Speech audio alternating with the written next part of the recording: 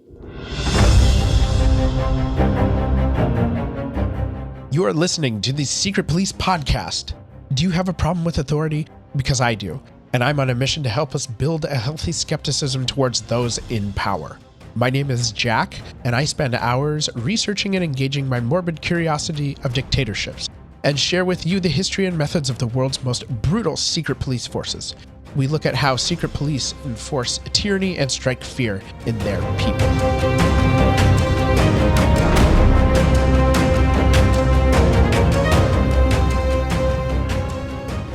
Today I have something really special for you guys. Alex von Sternberg from the History of Possible podcast was generous enough to grace me with his auditory presence and talk about things like plagues from the Black Death to COVID, speculate on the origins of the Spanish flu, examine the erosion of trust in institutions, and investigate the professional managerial class. What I like about Alex, aside from his unrivaled radio voice, is his skill with words. He has an ability to tell stories in such a way that you're transported to the time, place, and events in his show. He is insanely well-read and incredibly well-spoken, much more so than myself. I mean, seriously, upon listening to this again in post, I felt like I could barely do the English. You'll hear what I mean during this discussion. If for some reason you haven't heard History Impossible, well, then what the heck, man? I highly recommend giving it a listen.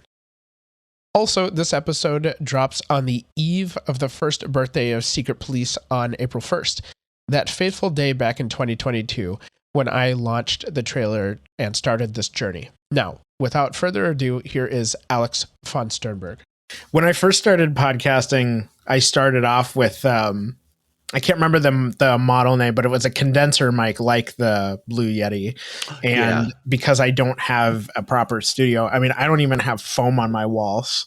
I was experimenting with different mics, and I bought these two XLR mics just to see what the difference would be. I actually like the sound quality of these better because they don't, the XLR mics are a little bit more focused at the front. That they're like, I don't remember what it's called, but their field is right in front rather than a condenser, which kind of picks up everything. Right. Yeah. You know what's funny? I don't think I've told this story, but I used to record when we moved into our house. We have two sheds in the back, and one of them I turned into a recording studio. I used cargo blankets to create this small space. Nice. That was great. Like the sound was incredible in there, except when there was crickets outside, and that was really annoying. But I started to get bites on my like lower legs. And I was what is going on? And then I realized, there's fleas in here. There was a flea infestation, and I got bitten by fleas. So I immediately took the blankets out and, washed them repeatedly and hung them out to dry. And I just haven't gone back in there. I just record in our home library at this point because the sound is dead enough in there. Nice. That it's fine. But nice. Yeah, so if anyone was to question my pedigree as a podcaster, I got fleas for you people to get your content. I haven't had that problem. If you ever do, like, I don't know if you have like a shed or anything like that, but if you ever try to convert something outside, like make sure you don't have fleas. Or other such small animals. Right. Yeah. I mean, when we first moved in, I, had to remove a couple mummified mice and birds from some of those places. Nice. So that was fun. I've never actually, that's really funny. I've never actually talked about the recording process on another podcast before. So that's really interesting. Or the flea drama I went through. The flea drama. I'm just glad they didn't have Yersinia pestis in them. How's that for a transition? Yeah, there you go. Actually, before we get into Yersinia pestis, sure. What made you start podcasting? What made me start podcasting? Well, I can never keep track of who I've told this to. I might have told this to you when we were on Chris Jobs' show, which, by the way, people should listen to that. It was a lot of fun. Chris Jobs said he wants to have more Listed Men episodes, so let's hope that he can do that soon. But I actually started podcasting technically. I tried my hand at it back in 2011. Tried to do a culture podcast with a couple of friends of mine. Didn't really work out. I ended up moving to Chicago. so it wouldn't have worked out anyway. Shortly after moving to Chicago, I found actually my partner Molly found this and then sent it to me. It was I think it was a Craigslist listing or something, looking for a co-host for a video game podcast. I play a ass load of video games, so I was like, sure, why not? And then I became kind of this de facto staff writer / podcast co-host on a now defunct video game podcast, well, it was a podcast, but video game website, like news website and stuff. And I did that for about a year or two. And then after that, I started another culture podcast with one of the friends I had tried to start earlier.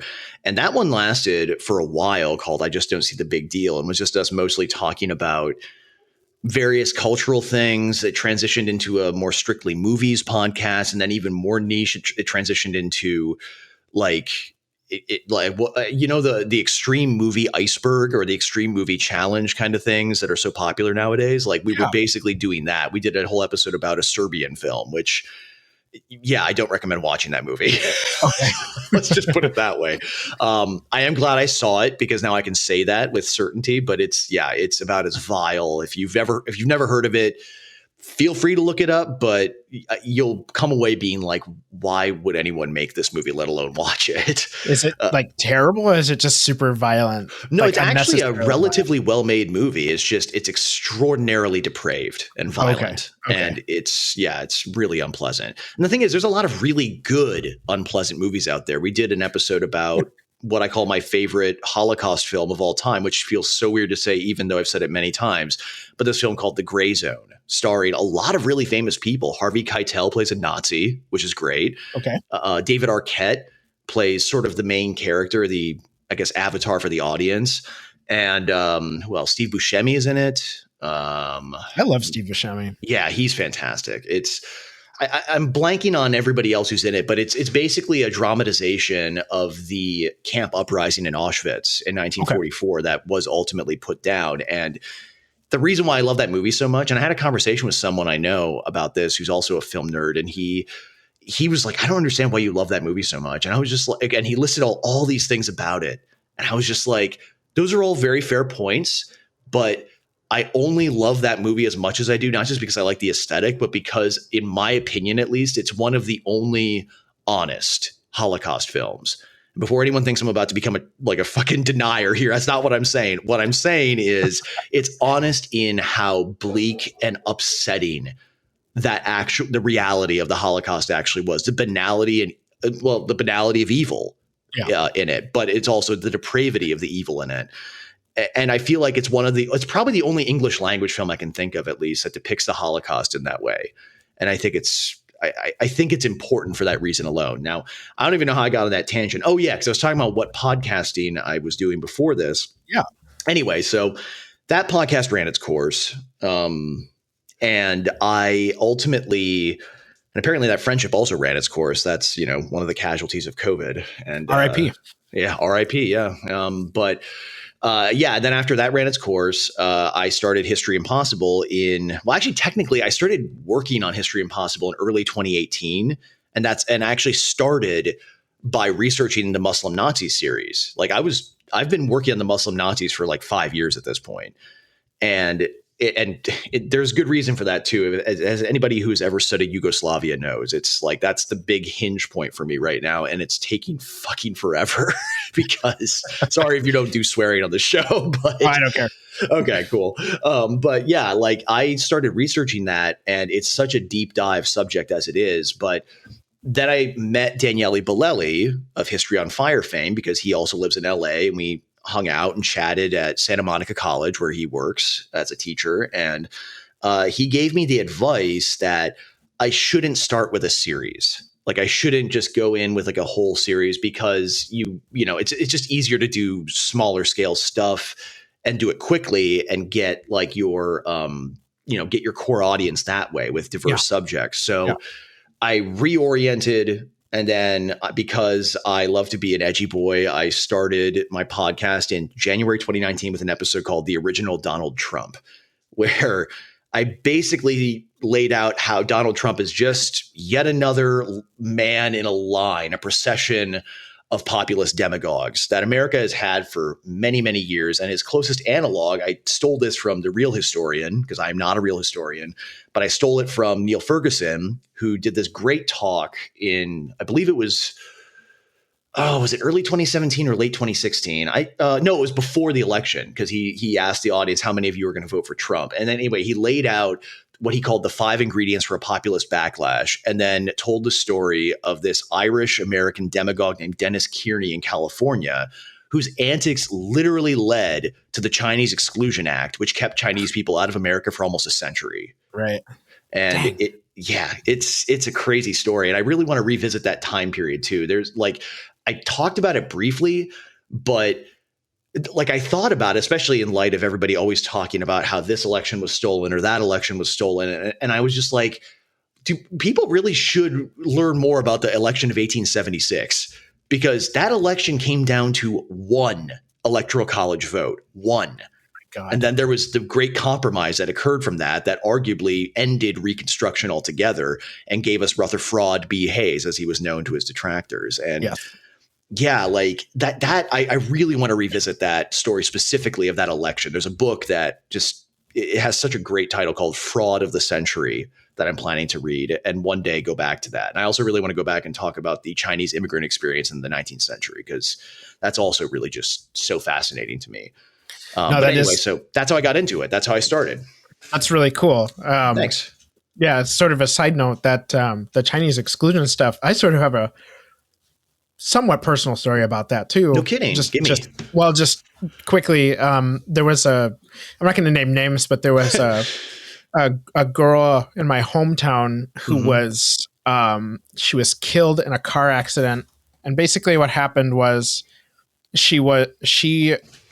my hometown is in a pretty rural area, so it's a lot of forests, a lot of very winding roads, and like blind turns. And she was heading into town from her house, and a Greyhound bus veered into her lane and hit her straight on. Oh my God. What ended up happening was the driver apparently had a stroke at like the worst time possible and passed out. And like I said, veered into the lane and killed her. Well, she didn't die instantly. She died at the hospital. Oof. Yeah. Now, her parents tried to sue for a wrongful death. And it turned out in the state of Washington that they were not able to sue for wrongful death because of these laws that were put on the books during the time of Chinese exclusion that prevented specifically parents of Chinese immigrants to sue companies in the U.S. for wrongful death. Yeah. And I think the ironic part of that is this girl was white. You know, she was like redhead. She was like a redhead, freckles.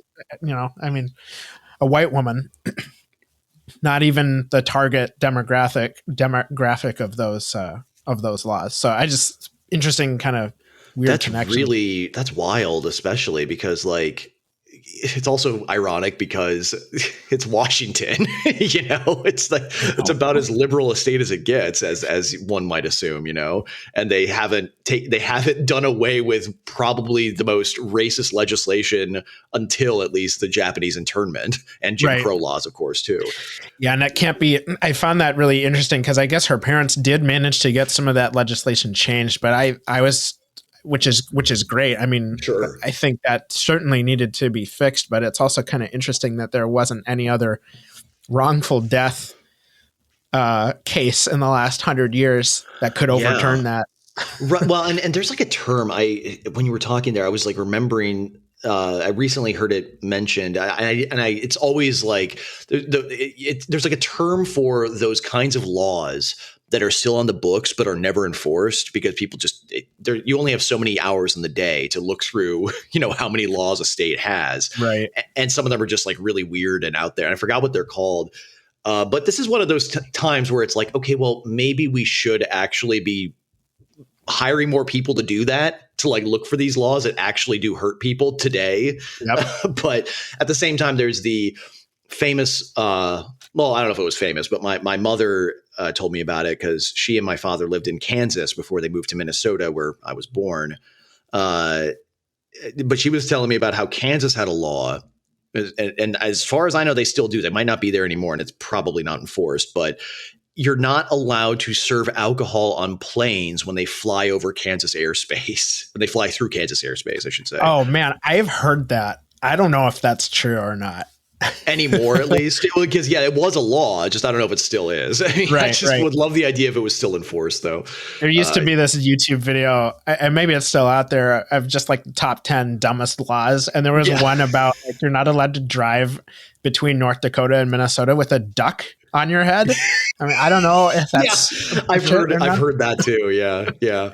Well, I mean, and then if you really want to talk about it, Minnesota did have a dumb law for a long time. I think it got repealed. Maybe you can correct me on that. But of no selling alcohol on Sundays, that weird puritanical law. Yeah. I think they got rid of it though, if I remember right. They did. When my now wife and I moved here in 2016, that was still a thing. You couldn't buy alcohol on Sundays.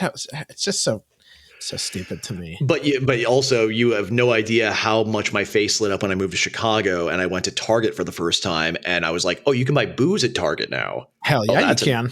That's amazing. Not at all of them, but yeah. Oh man, yeah. No, the weird laws of various states that are informed by like old religious practices are probably my favorite. Now, I get it why Utah, for example, is next to impossible to buy booze in because it's a Mormon state. But, like aside from that, like I think that, you know what? There probably is. But if there isn't, someone should start a podcast just about silly laws. There's got to be. I would be shocked if there wasn't a podcast. If not, we've just given somebody a solid gold opportunity. Exactly. Yeah. And then they're going to become like the most successful history podcaster since Dan Carlin. And we'll just be like, son of a bitch. God damn it. Yeah. So yeah, if there isn't one though, maybe we should start one. Just a semi-regular visitation of like a seriously insane law. Yeah, right. We'd have to get a lawyer and then some time that, time is scarce these days. Yes, exactly.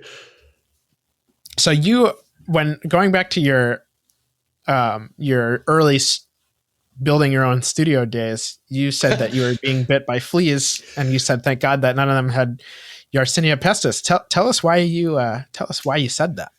Well, because I have been reading a lot about the plague, as it was known, or the Black Death lately, because I've been just sort of thinking about. Before we started recording, I mentioned how, as silly as it sounds, President Biden basically gave an end date to the pandemic. He said it was over, like in an interview, I think at either the beginning of this year or late last year. I don't remember when it was, where he said as much. But May 11th is the day that COVID-19 is quote unquote over, and obviously COVID-19 is going to be with us forever at this point. And I actually have an interesting digression about that I was learning about thanks to reading Dr. Nicholas Christakis' book, Apollo's Era, which was sort of like the first. It was sort of written like a historical document because it came out in 2020 and was the first book that came out about COVID-19. It was very interesting. And he lays out some predictions about what's going to happen after the pandemic itself ends. Because that's one thing that people need to realize is that a pandemic can be over without the illness being gone. Like a pandemic doesn't end when a virus is eradicated. Like that just is not how it works. But I was just thinking like how like pandemics end, and looking at the Black Death specifically, it ended like pretty much all pandemics have ended.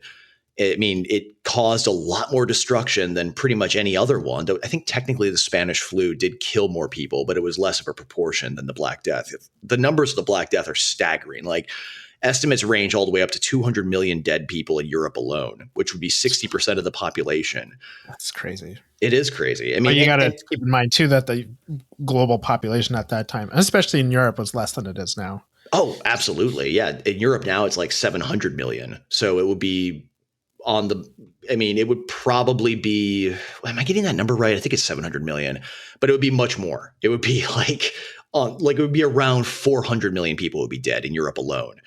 I mean, I did do the math when I was thinking about it and jotting down some ideas that it's about, I think it would be like if the Black Death hit us or something like the Black Death hit us now, it would be something along the lines of like 2.1 billion people would die. That's insane.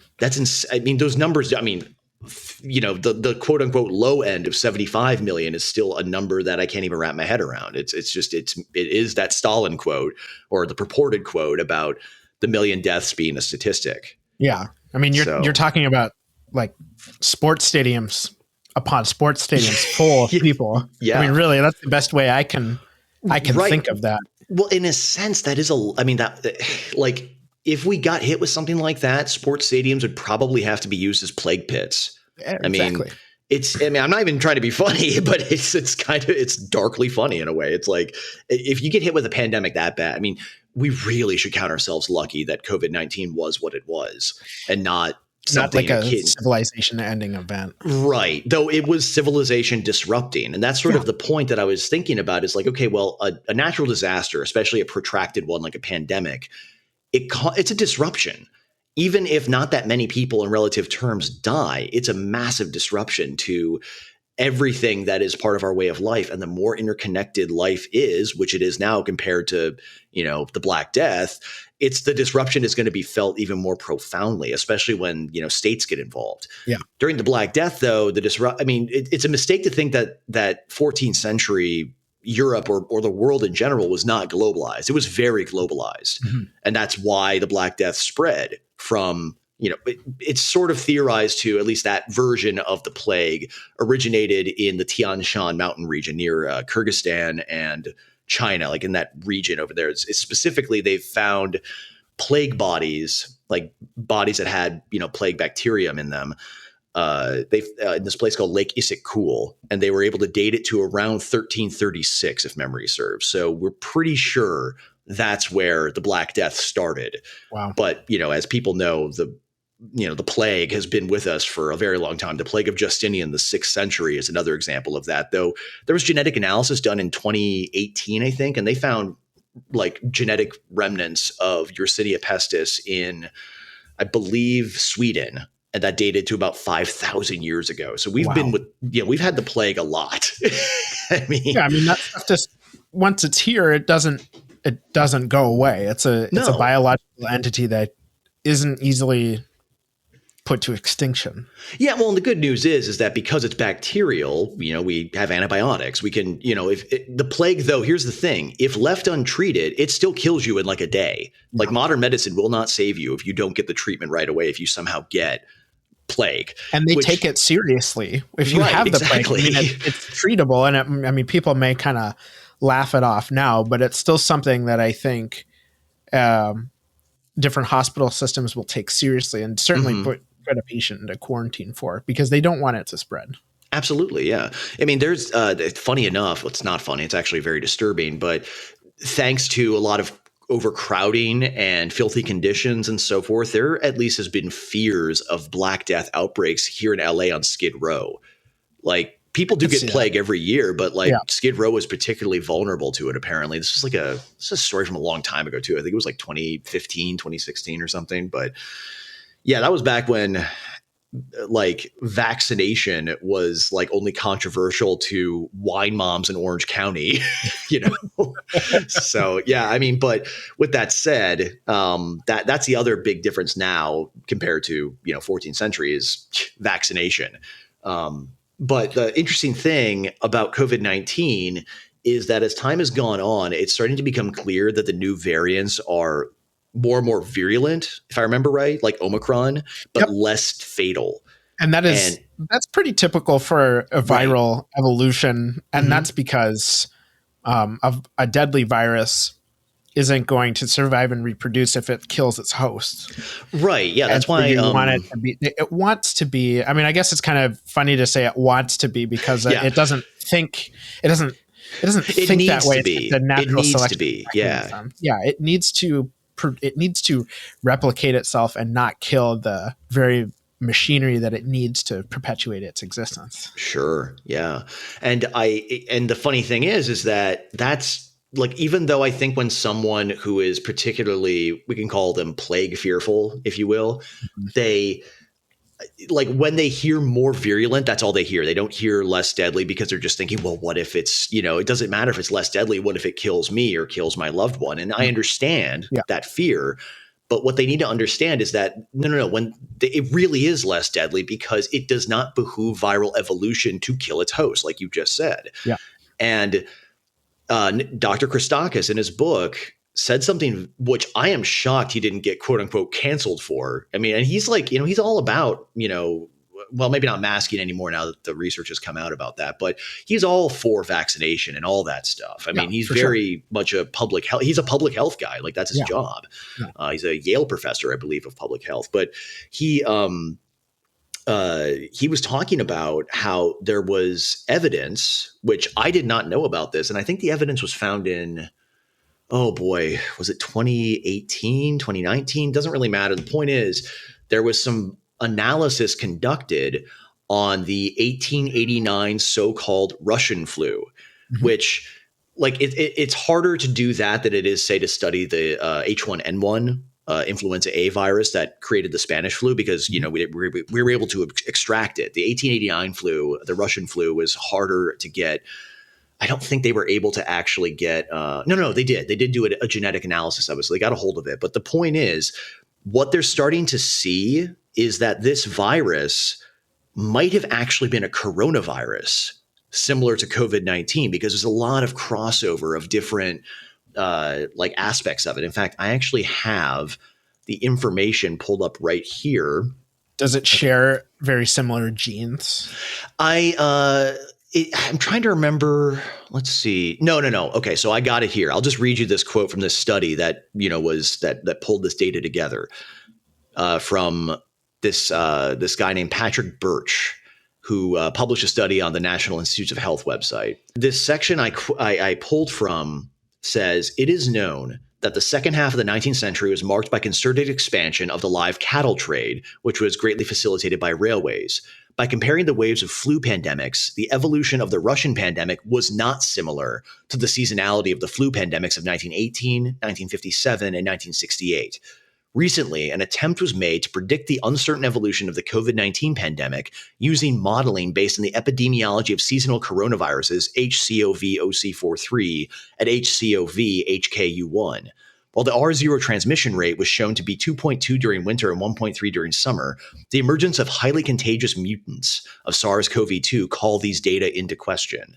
The hypothesis of a coronavirus at the origin of the Russian influenza is also corroborated by singular clinical features. For example, the protean character of its clinical symptomology, which resembles COVID-19, with multivisceral pulmonary digestive renal neurological attacks, as well as prostration and psychiatric disorders. The early relapses and sequelae are likewise reminiscent of COVID-19 complications. So that is basically a really convoluted way of saying that the Russian flu resembled COVID-19 more than it resembled other flu pandemics. And what they were able to figure out was that the Russian flu, being a coronavirus, shares a lot more genetic characteristics with one of the many coronaviruses that cause the common cold. So the possibility, therefore, is that we could be looking at the beginning of a new cold virus. Like that's what COVID is going to become potentially. Sure. Which is wild to imagine.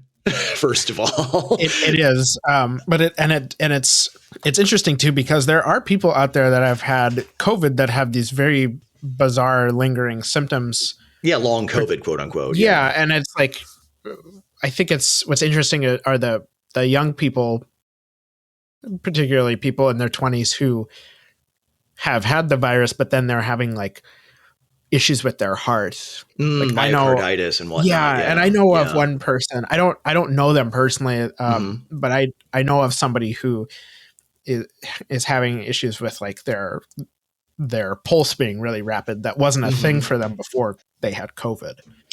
Yeah, I mean, and the other thing that really intrigues me is the psychiatric disorders or symptoms rather that cropped up with COVID, but. Again, it's funny because I did an episode about the Spanish flu, about pandemics, and about how they affect how we look at the world. And I referenced the Russian flu at one point. And what's so wild about that to me is I talked about, the infamous painting called The Scream by Edvard Munch. That has been said in different sources that painting was inspired by his bout with the Russian flu, because it caused him to see colors strangely and caused him to just see nothing but just sort of focus on the suffering around him, which is where the scream itself comes from. But it's funny you say that, because I wondered during the riots if mass hysteria was a symptom of COVID. Let's call that a rhetorical question, because it is. Like, mass delusion is very much a symptom of a pandemic. Now, Alex, tell us, since the administration is saying that the pandemic is over on the 11th, what does that exactly mean? Like, what are there I don't know.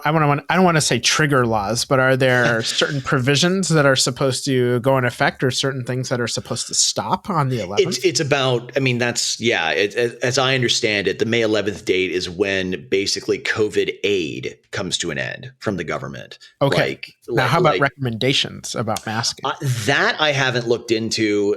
When it comes to masking, I think that's just going to be a controversial issue no matter what. I don't think, studies have shown that masking does not significantly impact the spread of the virus. Multiple studies have shown that, like longitudinally, especially. They've also shown that masking also can perpetuate the growth of other illnesses within the mask, because people are very sloppy with their masks. People aren't exactly. washing. Yeah. Well, yeah, and cloth masks are really terrible at stopping the spread anyway. We've known that for a long time at this point. So it's the N95s and the surgical masks that you're supposed to use if you're going to do it. And it's interesting too, because I heard about this study on an episode of Reason, the study looking at masking.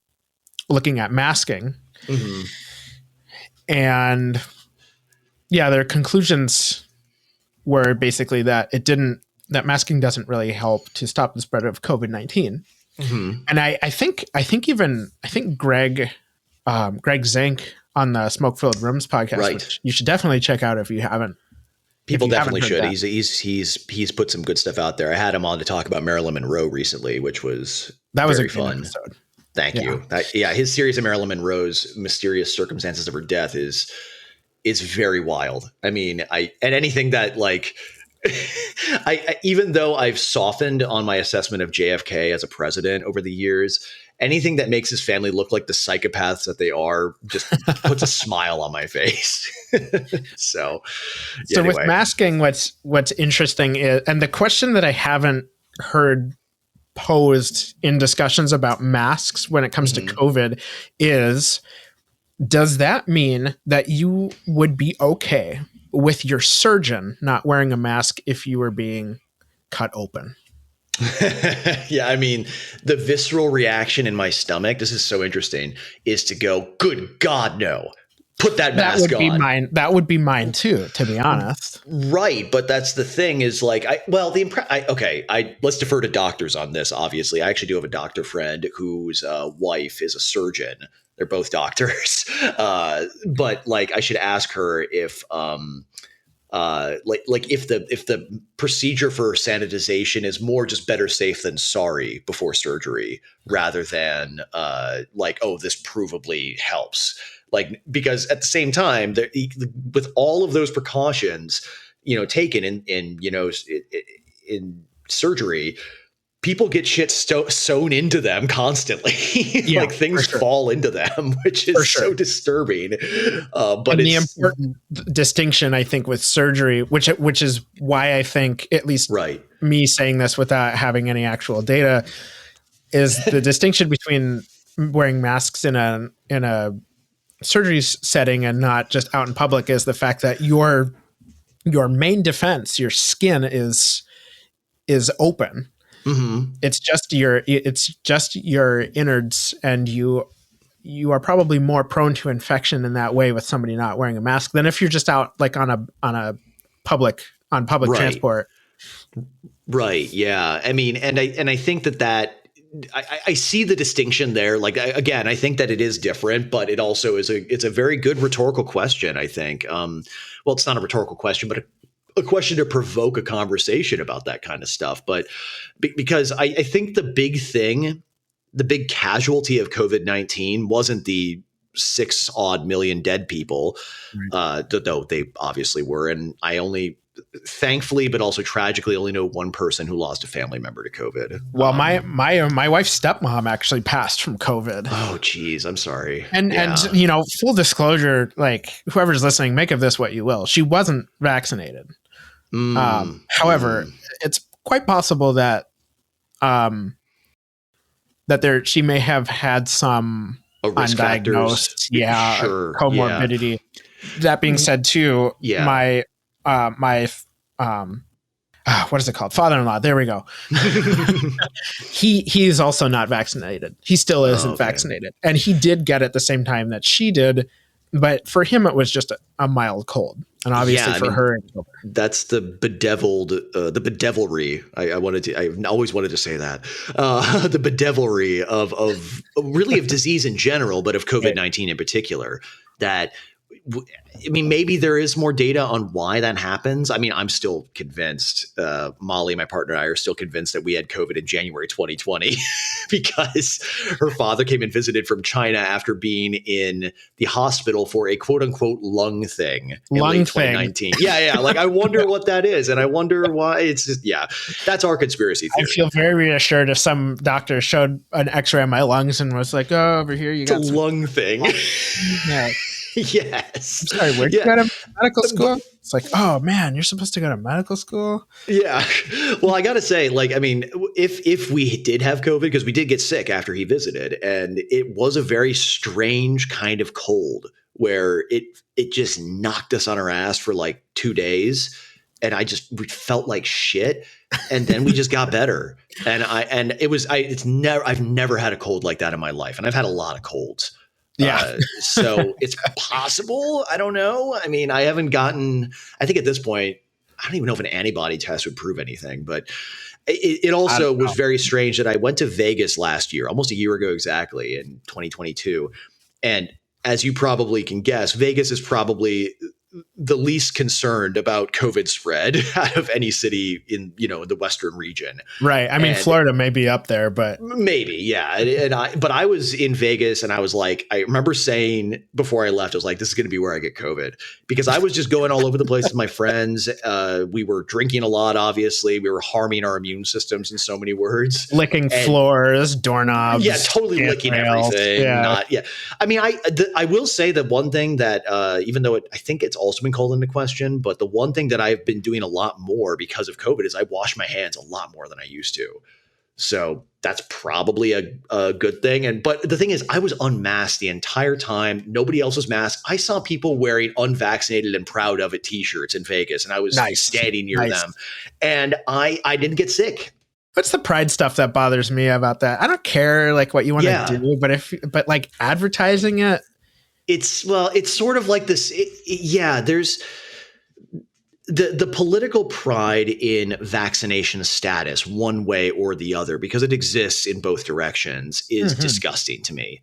Like, and that's fair. That's fair. Like I have more contempt in my heart for the people who are like total safetyists, like the people who like brag essentially by taking Twitter selfies or posting selfies on Twitter rather, and of them at the airport wearing like multiple masks and bragging about how many jabs they've gotten. I'm just like, what it's kind annoying. of, like, how sick are you? You know what I mean? Like, I actually don't really have that much contempt for the unvaccinated and proud of it in that sense, because I usually think it's more like, at least what they're proud of is that they're not being told what to do. So I have sympathy for that. Or they're not doing what they're being told to do, which I'm always going to have sympathy for that because I'm a jerk, I guess. I don't know. But at the same time, I don't understand why there's moral value being placed on this shit. I mean, I do understand, because that's what we were talking about, what you referenced earlier. It's hysteria. It's mass hysteria. That's what it is. But what I was going to say originally, though, like before we got sidetracked there, was that the biggest harm that I think COVID caused, the biggest casualty was trust. And I don't even mean just in institutions, because I think a lot of institutions were already on the rocks. Like journalism was already hated before COVID even happened. Sure. It just intensified it. Washington already hated by most people, and COVID hadn't even happened yet. And it just intensified it. So COVID was, like a lot of natural disasters, pandemics especially, a mere accelerant for pre-existing trends. Yeah. That's what the Black Death was in a lot of ways too. But and unfortunately, I think the CDC certainly like mismanaged the trust that they had. Now, this is probably going to sound super silly, but I think the CDC's trust was riding high when The Walking Dead came out. Because media, no, seriously, media stuff like that portrays institutions as competent. I mean, in that show, it's the CDC basically doesn't exist, but it was good marketing for them, I think. Yeah. I mean, that's kind of when, after watching that's kind of when I went down sort of a rabbit hole of like, okay, what is this institution? What kind of people work there? Stuff like that. And it seems like even when I think Quarantine, have you seen those movies? Based off of Rec. That was a Spanish movie. Yeah, I was gonna say Quarantine, that was like a found footage film or something, right? Yeah, exactly. Yeah. Now, of course, the original Rec, which is Spanish, like I said, wouldn't have the CDC, but Quarantine did. And I thought maybe too that's when your institution is being used in media, sort of like free advertising, really. Right. Yeah. I mean, and the more conspiratorial minded are going to say, oh, well, they funded it or something like that. But I don't even think that matters. I think the point is that, like, you're right, that I think that people wanted to trust the CDC initially, but the problem is that the CDC was giving mixed messages pretty much from day one. Which is too bad. And then when for me, it was when they and everybody else got caught up in the culture war battles of the summer of 2020, like, because that's ultimately what it was violent culture war. Yeah, that was really too bad. I mean, I know I talked about this on the listed Ben, but the whole thing with the anti-lockdown protests, the inconsistency, were treated as vile, and then the racial protests, even though they were like basically burning U.S. cities down, was treated as like the right thing to do. And I just thought that was so. Yeah, I said this, like, the most activisty I will ever get, like, publicly, is I'll always say, never let anyone forget fiery but mostly peaceful. Never let anyone forget that, because that, or also that racism is also a public health crisis. Like, that is there's so many reasons why that makes me angry. One, because it basically is setting you up for an impossible, like, debate, because you can't say no, it's not, without someone saying, so you don't think racism matters. It's like, no, racism does matter. It is a blight on our society. It's a blight on the human race, I would say, because everybody has it in them. But like, to equate it with a public health crisis, to equate it with something that actually was a crisis, as in a pandemic that was killing people, was the most unethical thing medical professionals could do. I couldn't wrap my head around, like, the gall to do something like that. Sure. And that's when I was like, oh, this is mass hysteria. This is not. I think that people saying those things, they're not doing it for nefarious reasons. They're saying it because they actually think it's true. And that is even more disturbing in a lot of ways. I'm going to push back on that just a little bit. Okay. Like, I think I mostly agree with you, but also, full disclosure for anyone that doesn't know, I don't know if I've talked about this on my show.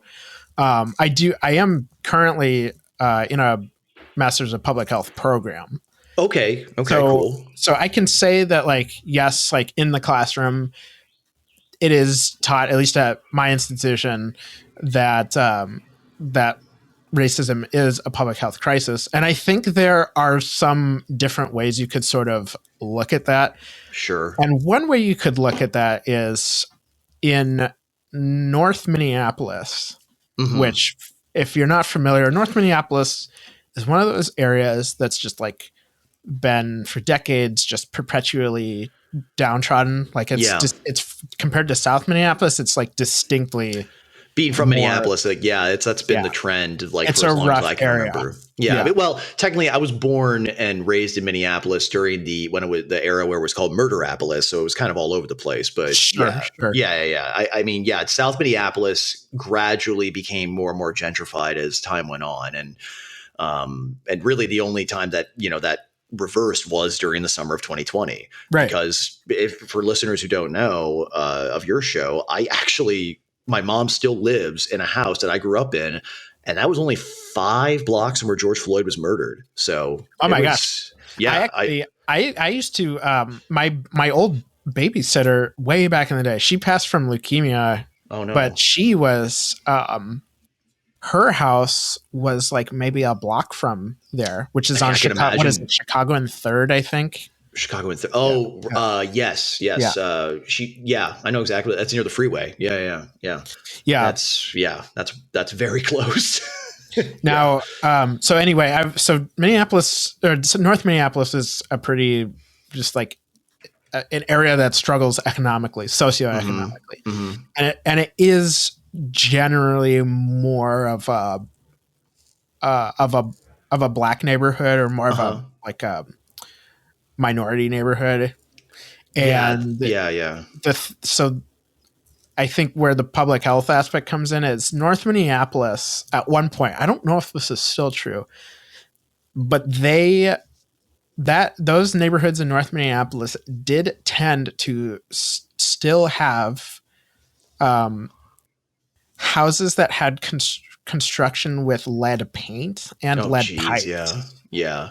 And it wasn't until like maybe 10 years ago that a lot of the lead piping, at least, or some of the remaining lead piping, was replaced.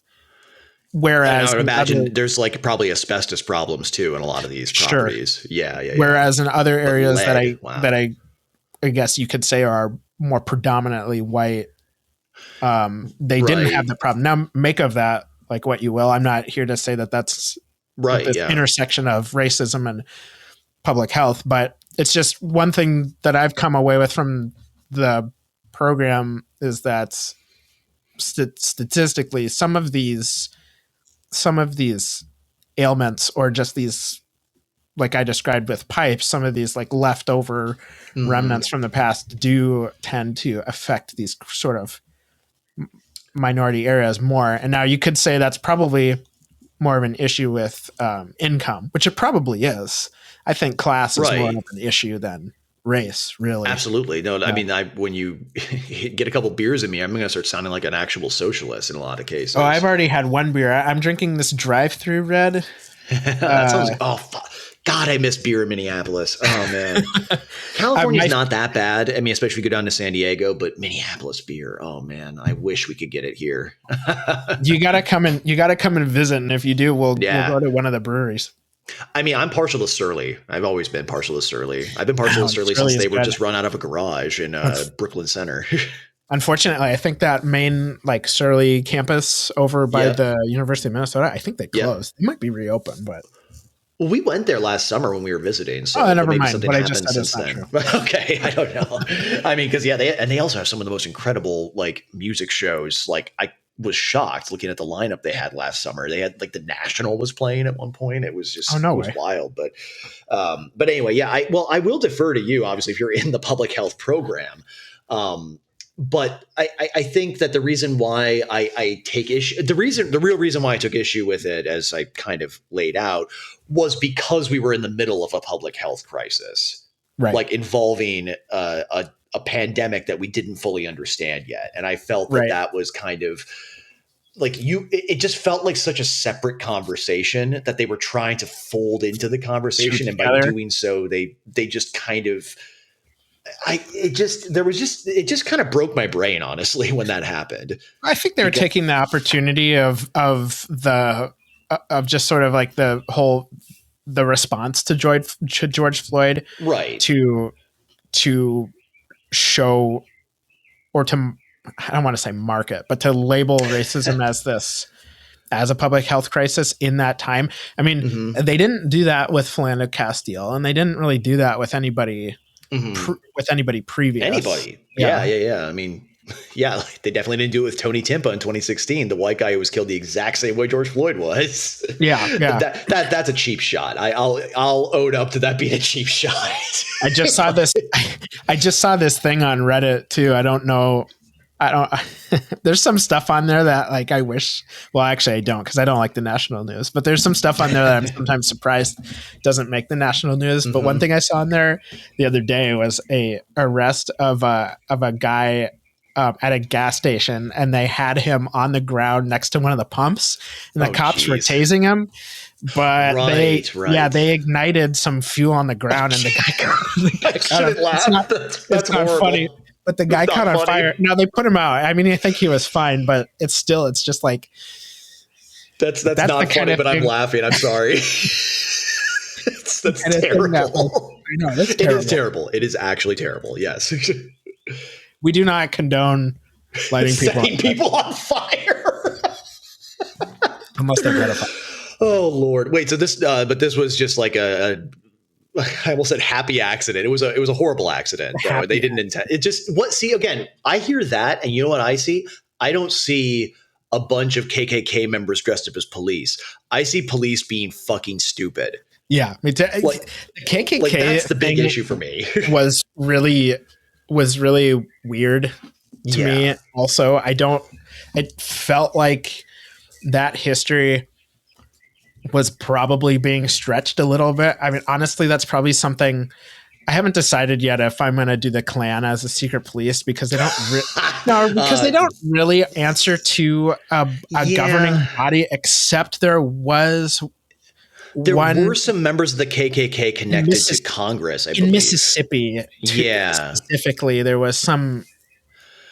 I haven't really read that. The KKK is more of like an extrajudicial terrorist group. I mean, is how I would describe it. Yeah, it's not really. It's because it's extrajudicial that I don't think it really counts as a secret police. Well, I mean, technically, secret police by definition are extrajudicial. That's a hard word to say for me for some reason. Well, they like act. I mean, so they're established I want to say I almost said jujitsu. They're established. It's this beer. I'm telling you, they're established. No, it's just a hard word to say. That's all we're gonna say. Just a hard word to say. Judicially, legally, but yeah, they do act in an extrajudicial manner. Yeah, I mean that isn't it.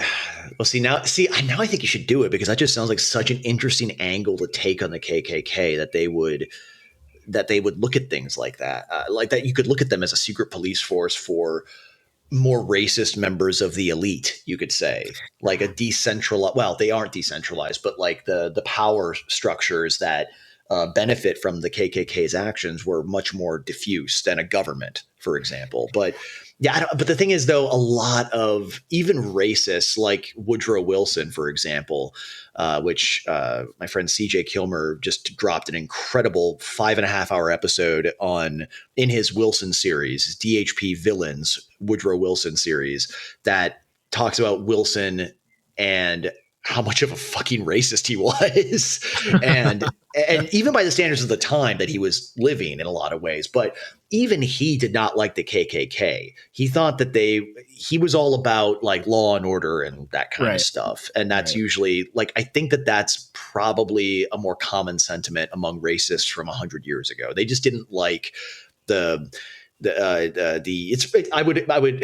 to think of like a good analogy, it's enough to keep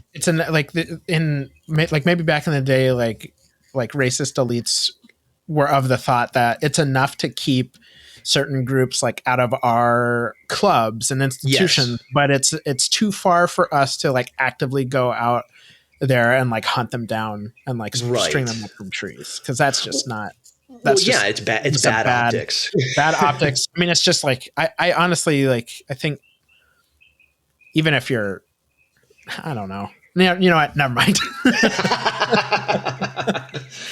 Well, I mean, I think that also the thing is, the best way to describe Woodrow Wilson and what was literally progressive racism is it's the paternalistic form of racism.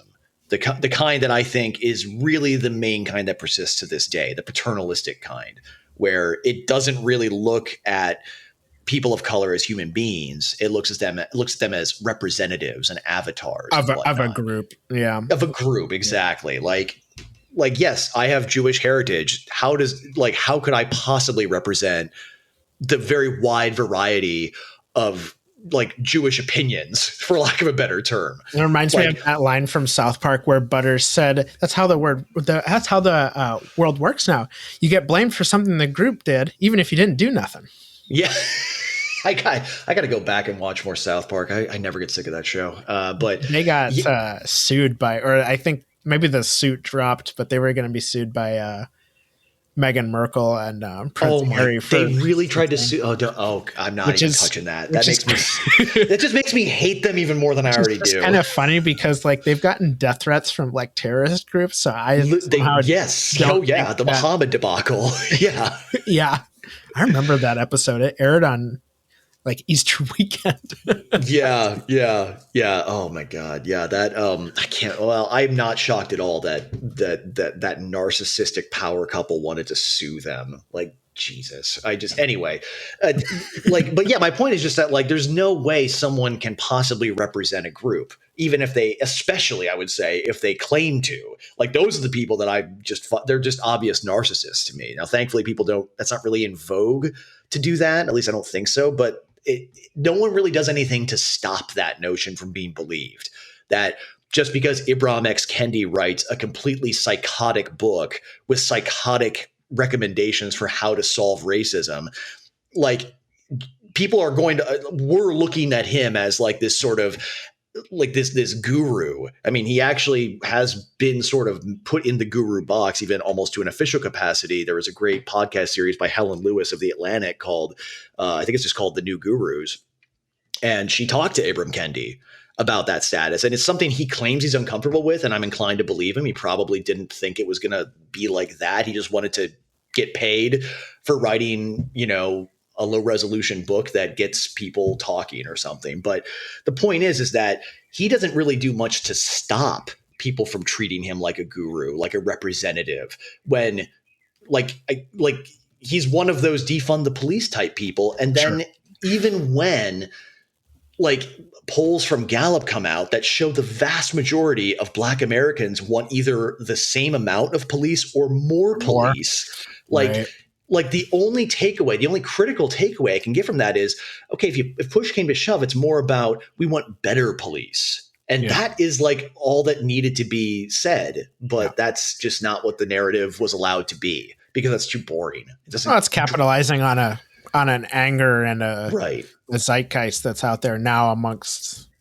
certain to loop this back to the public health conversation, the public health rhetoric, we could call it. Yeah. I just had a thought, because we were talking about the degradation of trust, which I think applied to not just institutions but to other people as well, which is also pretty common, if you ask me, in times of crisis, of pandemic crisis. But I think that I wonder though if the lack of trust in the CDC was already being made pretty manifest by the time George Floyd was killed, because maybe in their mind, the CDC or the doctors who signed those public letters, maybe they were thinking, okay, pretty much everybody is galvanized around this event. We need to get in on this to let them know that we're not callous, because we've already been getting accused of, callousness or whatever, or of getting things wrong. We need to get this right. Otherwise, they're just going to lose trust in us altogether. And they just made a really big miscalculation on how to communicate that. I mean, this is just speculative on my part. I'm just wondering what you think about that. I don't know. Okay. I don't know. I'm sorry. I feel like I say that a lot when people ask me questions. Sure. But it's good to not know. It's just like their job is to perform epidemiology. They're supposed to track diseases and make recommendations to health departments and encourage people to take precautions. Right. And I mean, maybe all they had to do was send out a tweet or make an official statement condemning what happened to Floyd. Of course. And not necessarily get in on their I don't even know how to say this, get in, like capitalize on the anger and just the visceral emotion that was happening at that time to tie that to public health initiatives. Mm-hmm. And if they wanted to, I mean, they probably should have waited until after, because then it's like, for people that don't necessarily agree with the people performing the like doing the rioting or even doing the peaceful protesting, if it looks like an institution is taking a side, then they're probably going to be less likely to take a product that institution is encouraging them to take too. Yeah.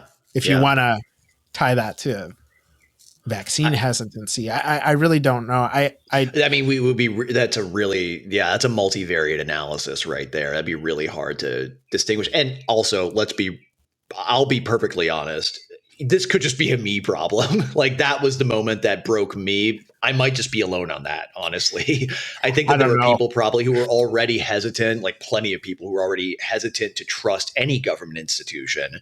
And this was just further proof for them to justify that distrust. Like I said, the distrust in institutions was already a trend. It had been a trend for almost a decade at that point. So, and COVID and people's behavior, because people be people, like it just accelerated it. I mean, it's. And I'm kind of right there with you. I mean, I generally distrust large institutions, whether they be of the government or not. Right. Yeah. And I do tend to distrust big personalities for that matter, such as like we were saying before we recorded, like Tucker Carlson. Gosh, I can only name somebody on the right. That's not good. Ibram Kendi. We could just use him. Sure. I invoked him earlier. Yeah. I don't really trust people that that have these platforms and they're using them to further squeeze out dollars for themselves. I just don't think fame. It's that their objective isn't to actually necessarily put out good ideas. Their objective is to rile people up so it pays them. And that's not somebody that you should trust, because they don't really have any vested interest in the actual issue. And even if they aren't affected by the issue, like right. And see, that's like has the money. I think what you're talking about, I'm sorry to interrupt. I really got to hammer this in, that I think that, because I am 100% with you, that bothers me a lot when that kind of thing happens. And then it suddenly felt like the CDC was doing it. They were doing this. They were being Tucker Carlson, basically, to be as provocative as possible. They were getting in on the culture war, and I was like, "Don't do it! Like you screwed up. You screwed the pooch." I mean, I got vaccinated. I mean, I'm not saying that I didn't get vaccinated because of that, because that's stupid. Yeah, I mean, I can walk and chew gum at the same time, but I can say that was probably the biggest tactical blunder public health institutions probably made during the pandemic. And in the interest of full disclosure too, I mean, I also did. I've gotten 3 of those, and then so far that's it. I'm trying to remember what I got, but regardless, yeah. And I also work in clinical trials, so like we've been very busy with all kinds of not necessarily vaccinations, but just a lot of different kinds of products that really do demonstrate measurable good for people who suffer from rare diseases, not just viruses, like I said, but cancers and autoimmune disorders. So I do think we have to be careful not to just say like, fuck it to science and not ever believe, but trust in it. Well, right. And it's so in vogue to be against quote unquote big pharma. I shouldn't say quote unquote. It is a thing. Big pharma is a thing. And I do think there is something to how much of a joke it was that people who were totally fine inveighing against big pharma suddenly became shills for them. But that doesn't mean that it's not the content of what they're saying that bothers me. It's the inconsistency. And, that is a sign of being maybe a little too, like having too high of standards, like basically expecting people not to be people. And it's like yelling at a fish for not climbing a tree really well. Like, You've never seen a fish climb a tree? Oh man. I've never seen it, believe it or not. Yeah. But at the same time, I also think this is the one good thing George W. Bush gave us. And that was the phrase, a soft bigotry of low expectations. and I am not, and also the footage of him getting a shoe thrown at him. That was pretty great. But oh man, there was a lot of good stuff. I kind of miss that guy sometimes. Yeah, and now Watch Us Drive is another really good one. Yeah, but it's not for the good right reason though. But yeah, I think that when you, I guess what I'm saying though, and to loop this back to your original question about the Black Death and what I've been looking at lately, is the institution that lost trust during that time is probably not a surprise because there was really only one institution, and that was the Catholic Church. And I'm not one of those people necessarily that says that science is our new religion, because I don't think science is. I think there is a particular brand of scientism that takes on a religious character, and that we saw that be made very manifest during COVID. Yep. But I think that you could make the argument that public health plus the government itself was kind of the church, the Catholic Church of the 21st century, if you're to make as much of an apples to apples comparison with the 14th century in Europe. The point of bringing that up, though, is that you saw the manifestation of this distrust in the church, in the institution of the day. First with things like the flagellants in the 14th century. I don't know if do you know about the flagellants? No, enlighten. Okay. Well, there's debate about how truly, I guess we could say, evil they were. Like, there's some debate about like how many Jews they killed, but I'm pretty sure the evidence is in that they did kill Jews. They just didn't spearhead a lot of the pogroms that being the Catholic Church. No, the flagellants. Okay, so the flagellants were this sort of breakaway group of just mostly everyday people, but I think some like clerics did get involved. They were clerics who were particularly disillusioned with the church, and a lot of times they probably were just fleeing the Black Death because their entire congregation was dying, or they were the only one left because priests got hit particularly hard by the disease, and to the point where I think there were some parishes that were completely empty, like just completely like devoid of priests because they all died. Yep. But the point is, these flagellants, they were people who practiced self-mortification. They believe that, and this is like about a year into the Black Death, give or take, they were just, it was apparent that whatever they were doing, whatever the church was doing, wasn't working, because really in the 14th century, your only option was pray really hard and stay away from everybody. And like that was really the only choice there. And when the most godly among them, the priests, in other words, were dying too, it was pretty obvious something wasn't working. Now we know with hindsight what that was, and that's just because a bacteria doesn't care how much you pray. Yeah. But the flagellants saw this as a failure of the church. So what they did was they, in private, but mostly in public, where it was most significant, they went from town to town whipping themselves with silices, which dug chunks of flesh out of themselves to basically invoke the suffering of Christ. It was their way of trying to appease a God that had essentially abandoned them. It was like saying, look, no, we really understand the message you're trying to tell us with this pestilence, that like we fucked up. Like the people are sinful. We need to fix this. We like pain. Please come back. Well, yeah. And there was a very erotic element to it, in the sense that there was it's unmistakable when you read the accounts from the time. People were titillated by what they were watching, because all of these men, because it was always men, they would strip naked and whip themselves until bleeding. And like a crowd would gather to watch. It was here's another really funny thing that's going to just sound kind of obvious. It was very German. It had happened in Italy before, a while before, but it was a German phenomenon. Interesting. So basically the flagellants, though, they were a breakaway sect. And it got to the point where even though the Pope in Avignon, I believe it was Clement VI, he was so he was in it. He was in on it at first because he was like, oh, okay, this is just extreme expressions of faith. This is good. This is good. This might appease God. And then it became clear that they were basically acting outside the law. They were killing a lot of Jews, for example, like I was saying. Though, again, there is evidence that some of the worst pogroms that occurred in 14th century Europe, and Germany particularly, were actually spurred on by local governments who just didn't like the Jews or had bought into the idea that the Jews caused the plague, which they obviously didn't. Right.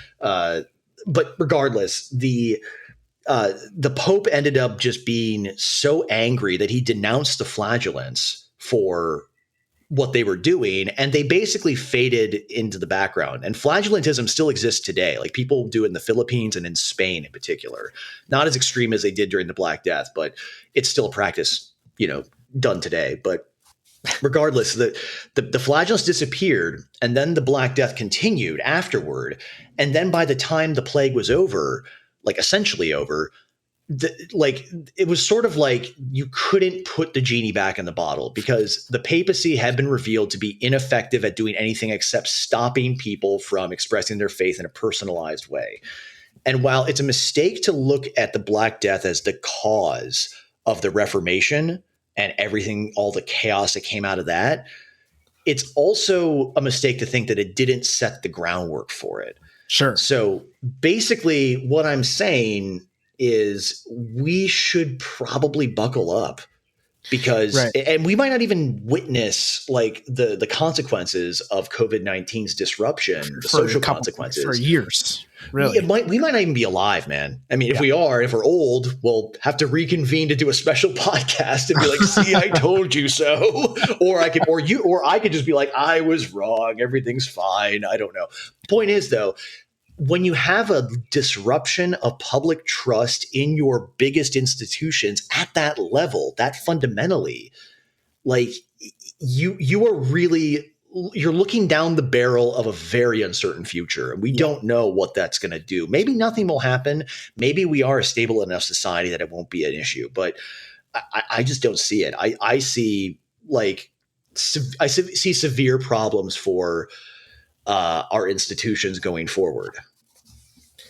That's super interesting because, of course, back in the 14th century, they didn't have the communication down, nor did they have any idea scientifically of what was going on.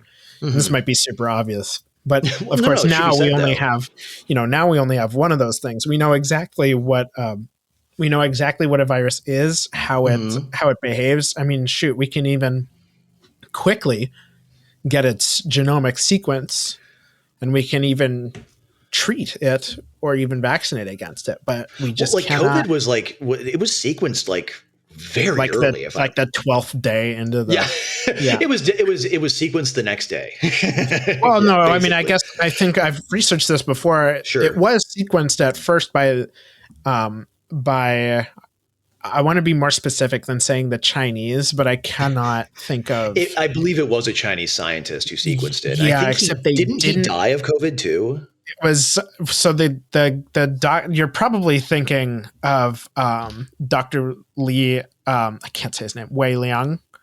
Okay. He was the one who died of COVID. Yeah, he was an ophthalmologist that I actually have a podcast episode about this in my original show that I started in 2019. Oh, cool. But he died of COVID. He was an optometrist, or not an optometrist, ophthalmologist. Yeah. He was one of the first people to get COVID, and he was talking about it on what is that app? WeChat? Yes, WeChat. Yeah. And telling his friends that he had been seeing all these patients with this novel virus that just it wasn't in tests. It wasn't coming up as anything. Mm-hmm. He was telling his buddies about it on WeChat, and they were encouraging him to not talk about it because the government was going to see this. And then sure enough, yeah, and then he died of COVID. Mm-hmm. But no, I was thinking, so I don't think he was the one that did the sequence, but some other Chinese institution or person sequenced COVID-19. But the Chinese government was holding back a lot of the initial data that was coming out, even though the World Health Organization had requested it. I mean, this is just like another problem with authoritarian regimes, is they can just do whatever they want, even in a crisis. There's no and then later on do the bidding of basically like when the institutions seem captured by an authoritarian regime overseas, there's another reason for people are just going to be like, okay, well, why do I trust you anymore? Exactly. I mean, but of course, like I think people would probably put, this might be a huge statement.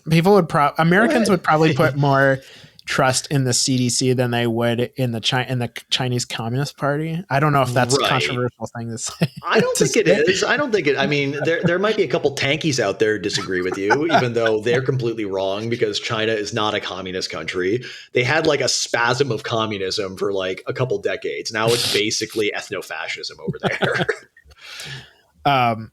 But no, we couldn't get them. It had to be sequenced, I think, separately by more Western science. Well, you got to get multiple. You got to get multiple data inputs. I mean, you can't just go by one thing. I mean, you have to double and triple and quadruple check your work when you're conducting science. I mean, again, that's why I make the distinction between scientism and science. Is that science is never done. I'm sure I'm preaching to the choir, I'm sure, but I'm just saying, like, it's never done. And that's another reason why I think the whole racism is a public health threat kind of thing bothered me, because I'm thinking, I think we can minimize racism, even though I think it is an inevitable feature of human nature. To call it a public health threat makes it sound like it's something scientific, which already alarm bells are going off in my head when I hear the words science and racism in the same sentence for obvious reasons. But that's what I'm saying, is that like science is never settled. So maybe in the sense that like saying that racism will never be settled is more realistic, because like I just said, I think it is an aspect of human nature. I think that's the worst message to send to people, though, about racism. You should never say it's never going to be settled, because then you're just going to make people distrust each other based on race at that point. I mean, you could use that term to justify your distrust in institutions, or even a product. In this case, a COVID-19 vaccine. Somebody could tell you, well, this is perfectly safe. And you could retort with, well, I mean, science is never settled. It's only been 2-3 years since this vaccine's been out. We don't know the long-term effects on the human body of what mRNA vaccines do, which I think, I don't know, that's a fair point. If you want to, you don't want to take the risk, I mean, that's your prerogative. Right. And that's my whole thing. And I think that that's why the people who are very good at threading that subtle needle of being against things like mandates, or, you know, the more controversial vaccine passports, quote unquote, which Canada has right now. Like, I think it just boggled my mind, but it also didn't at that point, because at that point it was very obvious to me that we were living in the midst of, you know, mass hysteria, like we were both saying earlier. But it was also just kind of like, how can people not see the difference between someone who is against a vaccine with no evidence and selectively saying the science isn't settled when they wouldn't otherwise have said that, and someone who's just saying, somebody who's never uttered the word science in their entire life. Yeah, they think that they don't even know they probably couldn't list the scientific method steps. Yeah, I was literally just about to say that. Yeah, like they don't know. I mean, they don't, like the people who say hypothesis and theory interchangeably, which is that's such an elitist thing for me to say, because I've also done that too. It's hypocritical as well, but it's still true. I mean, there's a big difference between those things in the context of science. But for sure, what I was trying to say is that the people who are very much in favor of protesting vaccine mandates and passports, they're making a political argument. They're not talking about vaccines, aka evil or anything like that. They've, unfortunately, a lot of them have turned into that.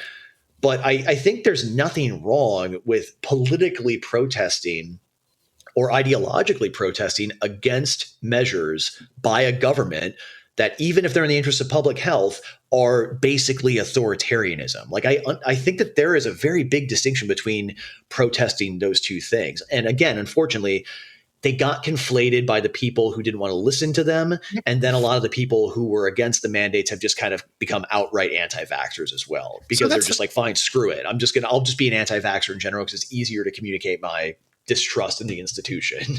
Yeah. And that, I mean, I was going to say, like, how many of those people do you think either got vaccinated or were vaccinated and still were saying, no, I'm against the mandate? I'm sure there are people out there. I've wondered that. I'm very curious how many like secret vaxxed there are. You know what I mean? Yeah.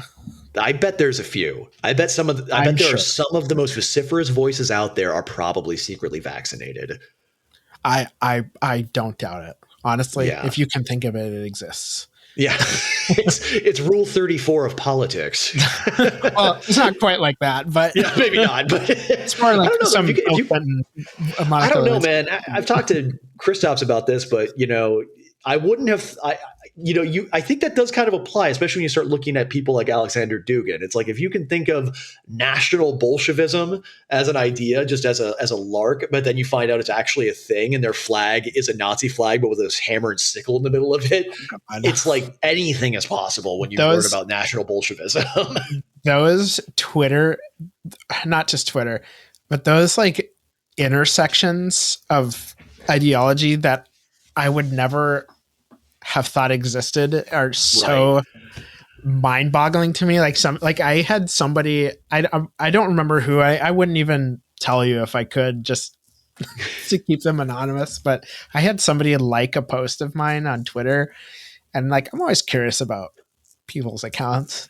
And it's somebody that like purports to be like a MAGA Stalinist. And I'm like, oh yeah. MAGA communist. That's a thing. What in the fuck is happening right now?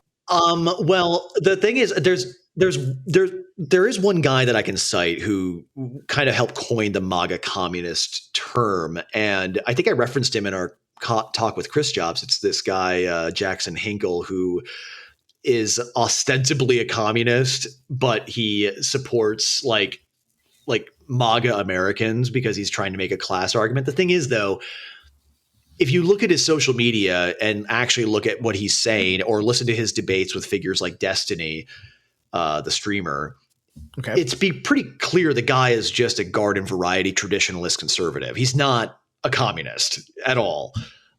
Yeah, I mean, he's like fucking sharing selfies of him listening to Gregorian chants in a steam room. Like, come on, dude, you're a fucking traditionalist. Just own up to it. So yeah, I mean, and also he's lionizing Alexander Dugin's daughter, which, like, come on. Like, just come on. We're getting way too deep into the weeds with weird Twitter personalities and obscure Russian politics here. We should save that for when we talk to Chris Jobs. Yeah, we should. I don't know. I had to say something because it was just so bizarre. Of course, I check Twitter. I have a horrible habit of checking social media first thing when I wake up, which you should never do, kids. Nope. You should check your email, but that's it. Yeah, but I do that, and then of course, like, while I'm half asleep, I'm like, "What the hell am I looking at?" Yeah. And like this guy had like pictures of like these memes of like Ron Swanson with pictures of Stalin like in his desk or on an easel, and I was just like, okay, like Ron Swanson multiple times says he's against communism in like, there's no way. Yeah. These two things are not the same. Well, you know what? This actually does potentially tie into like what we were talking about a little bit ago about the decay of institutional trust. And I think it's actually quite, okay, maybe I'm overstating this, but I don't give a shit. I do it all the time anyway. MAGA communism, quote unquote, and all these weird fringe ideologies gaining purchase. Again, that was already kind of happening before COVID happened, but then COVID accelerated it. For sure. And you're starting to see basically the effects of a pandemic on people's socio-political concerns. Yeah. And that's why you start seeing very weird things. Like, people are throwing everything at the wall to see what sticks. MAGA communism is probably not going to stick. It's just there's too many contradictions and silliness that we were just now laughing at. But there is I did a podcast with my aforementioned friend CJ, the Dangerous History podcast, where we talked about America's past ideological realignments Like you kind of had the first big realignment with Andrew Jackson, where he was actually kind of, if you look at the stuff said about him back in the 1820s and even before, he was a prototype for Trump. In a way, he was probably the original Donald Trump, not this obscure Irish dude I did a podcast about many moons ago. But Andrew Jackson was a realignment into sort of like quote unquote lowbrow politics. Sure. And that's like how the Democrats and that led to how the Democrats and Republicans became who they were in the 19th century. Then you have Woodrow Wilson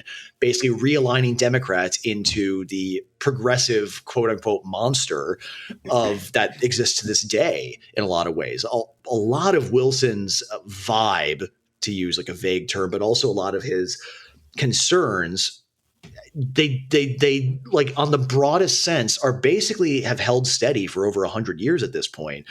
And then Donald Trump happened and he kind of represented a realignment, I think, not with him himself, because he was just an obvious con man who didn't give a shit about politics at all. He just wanted to win. But you see a lot of very out there, people in the Republican Party that could be signaling a shift. Now, I don't think the GOP establishment would allow for that. But my point is just that I think that when you have like a pre-existing trend of ideological realignment, that's another thing that's going to get accelerated by a pandemic like COVID.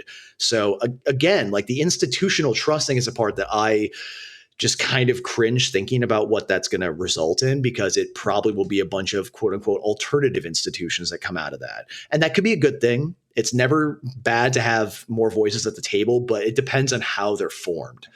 And also alternative institutions always have costs. I mean, it's that Thomas Sowell quote about how there's no such thing as solutions, only trade-offs.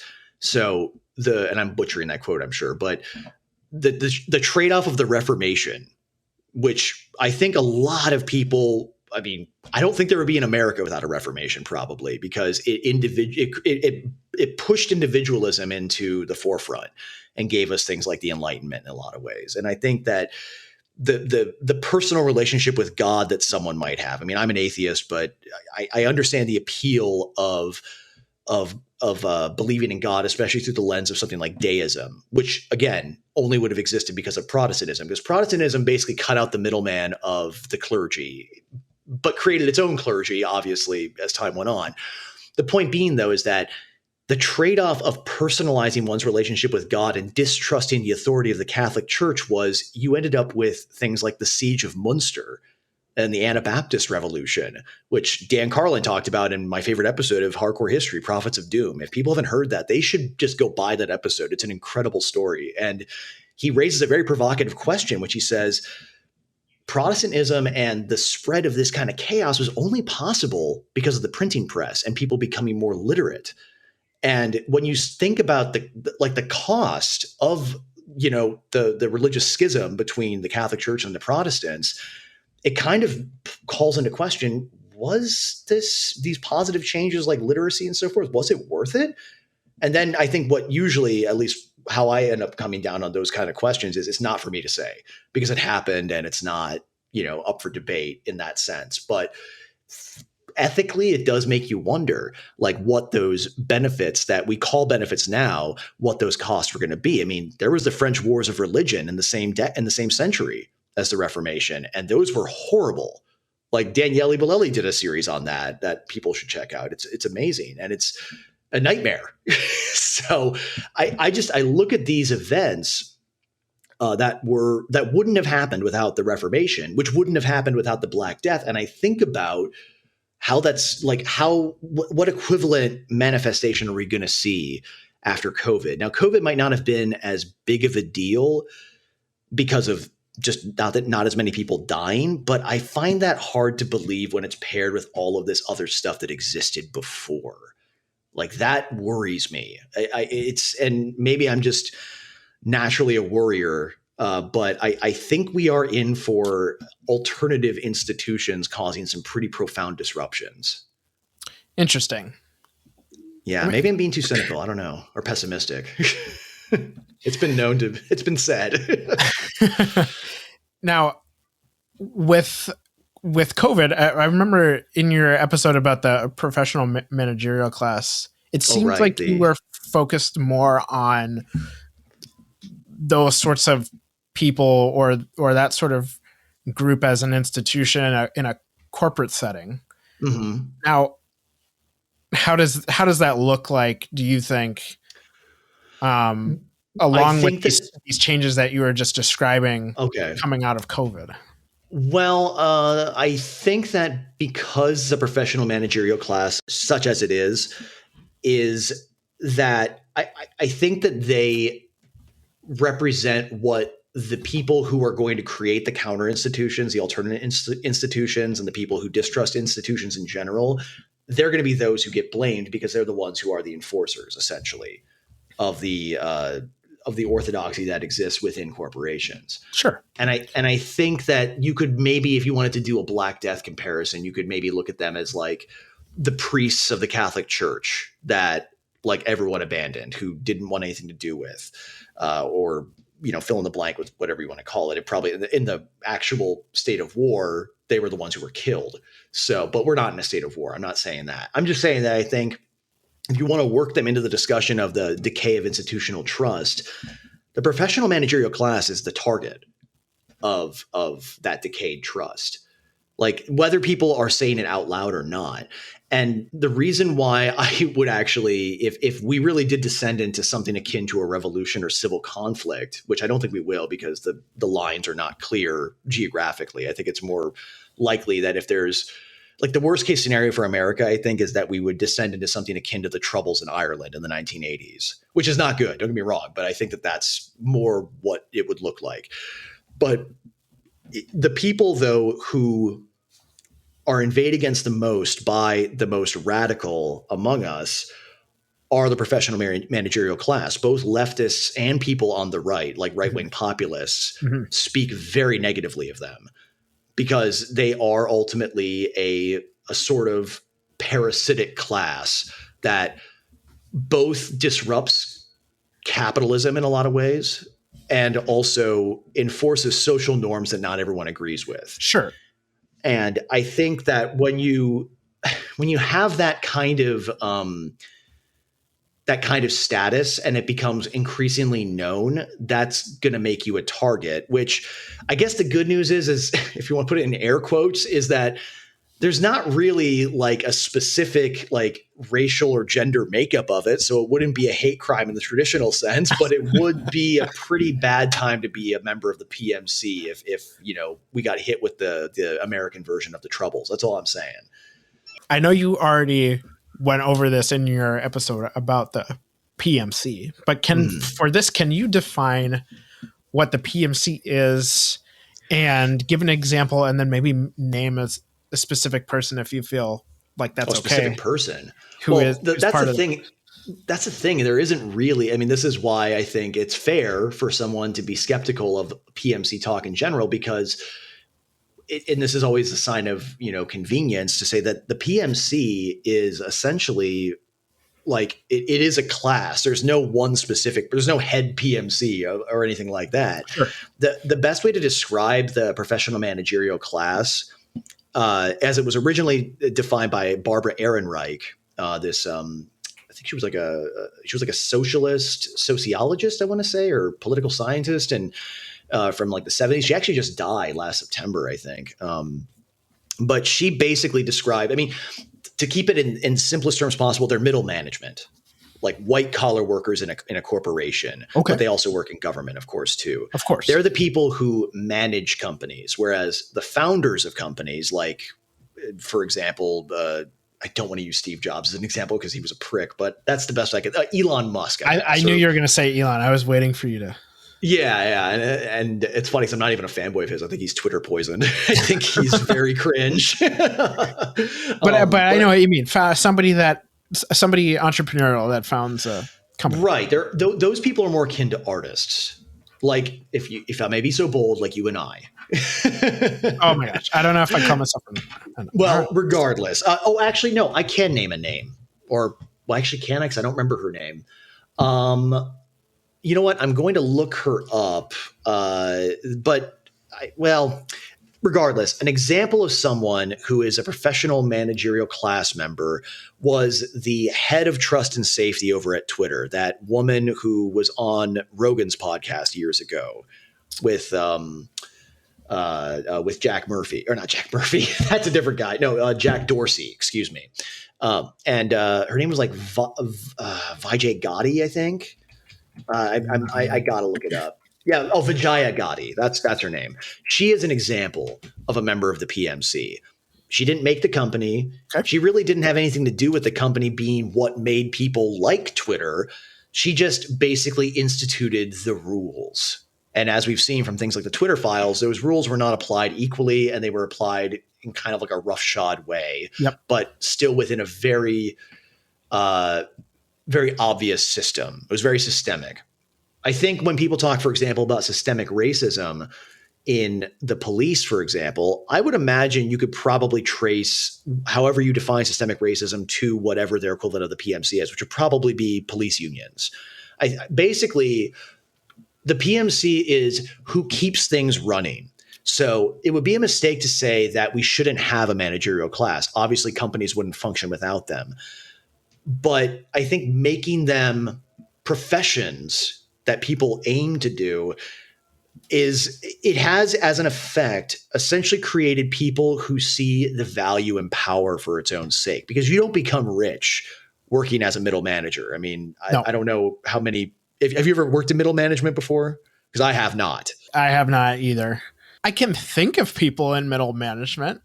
Yeah. You always, everyone knows who we're talking about. And again, like I don't have much love for them as I understand them, but I'm also, and this is why I kind of referenced like why they should probably be worried as like targets if something truly horrible started happening in the United States.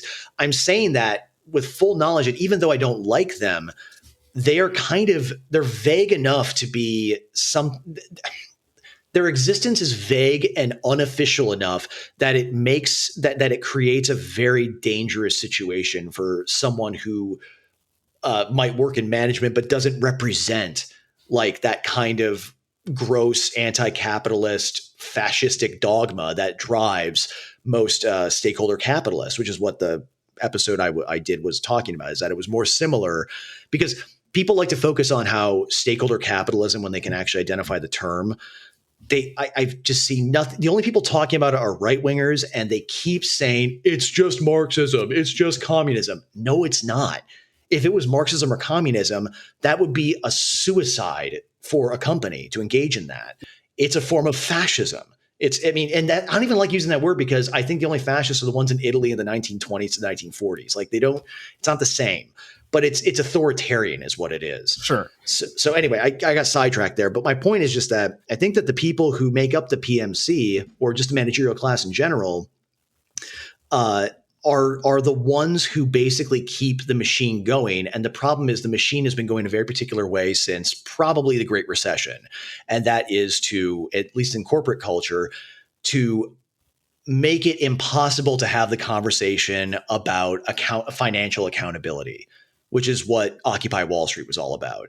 That was like a very significant moment for them because they realized, holy shit, the entire country's turning on us. And, maybe they kind of deserved it because they got bailed out.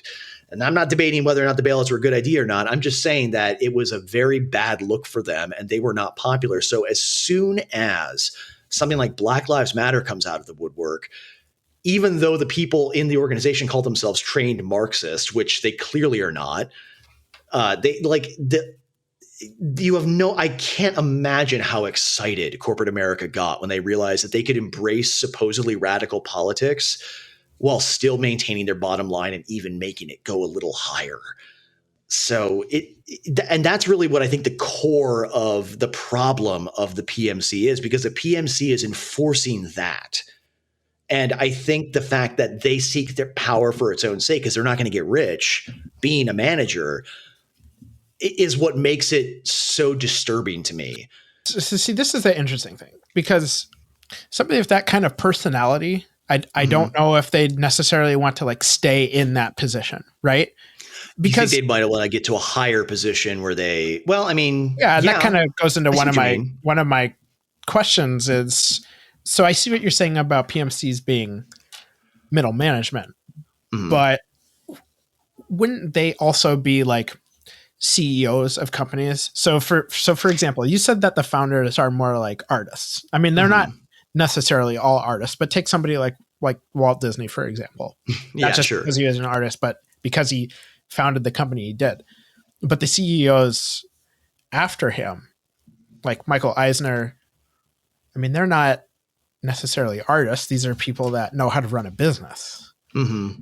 Are they? Yeah, I would say they are also more like PMCs, but they're certainly not middle managers. Yeah, no. I would say that the CEO, like pretty much people who run the company, not make the company. Like I think the founder and CEO is usually different because they have that sort of artist instinct in them. But I think you're right that you could probably make the case that CEOs, at least some CEOs, are merely people from the PMC who work their way to the top. I mean, Bob Iger comes to mind, of Disney, speaking of which. I mean, but yeah, my point is that I think that the reason why you don't see more CEOs doing this is because there's only so many CEOs. But I think that the other thing that needs to be remembered is that you can wield a lot of power in middle management within a company, and you can be totally fine with that without going up the ladder, if you will, because not everybody has ambition to be the boss of bosses. They just want to be a boss of some group of people.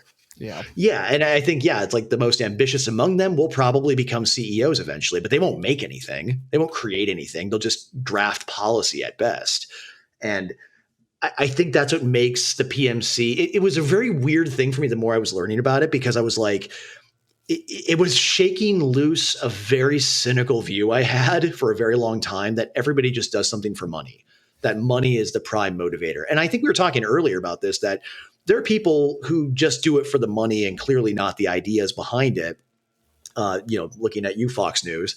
But I think that I think that like despite that being true a lot of the time, I think that it really shook me to realize that there are people out there who, because they're never going to be rich, they've basically come to grips with that.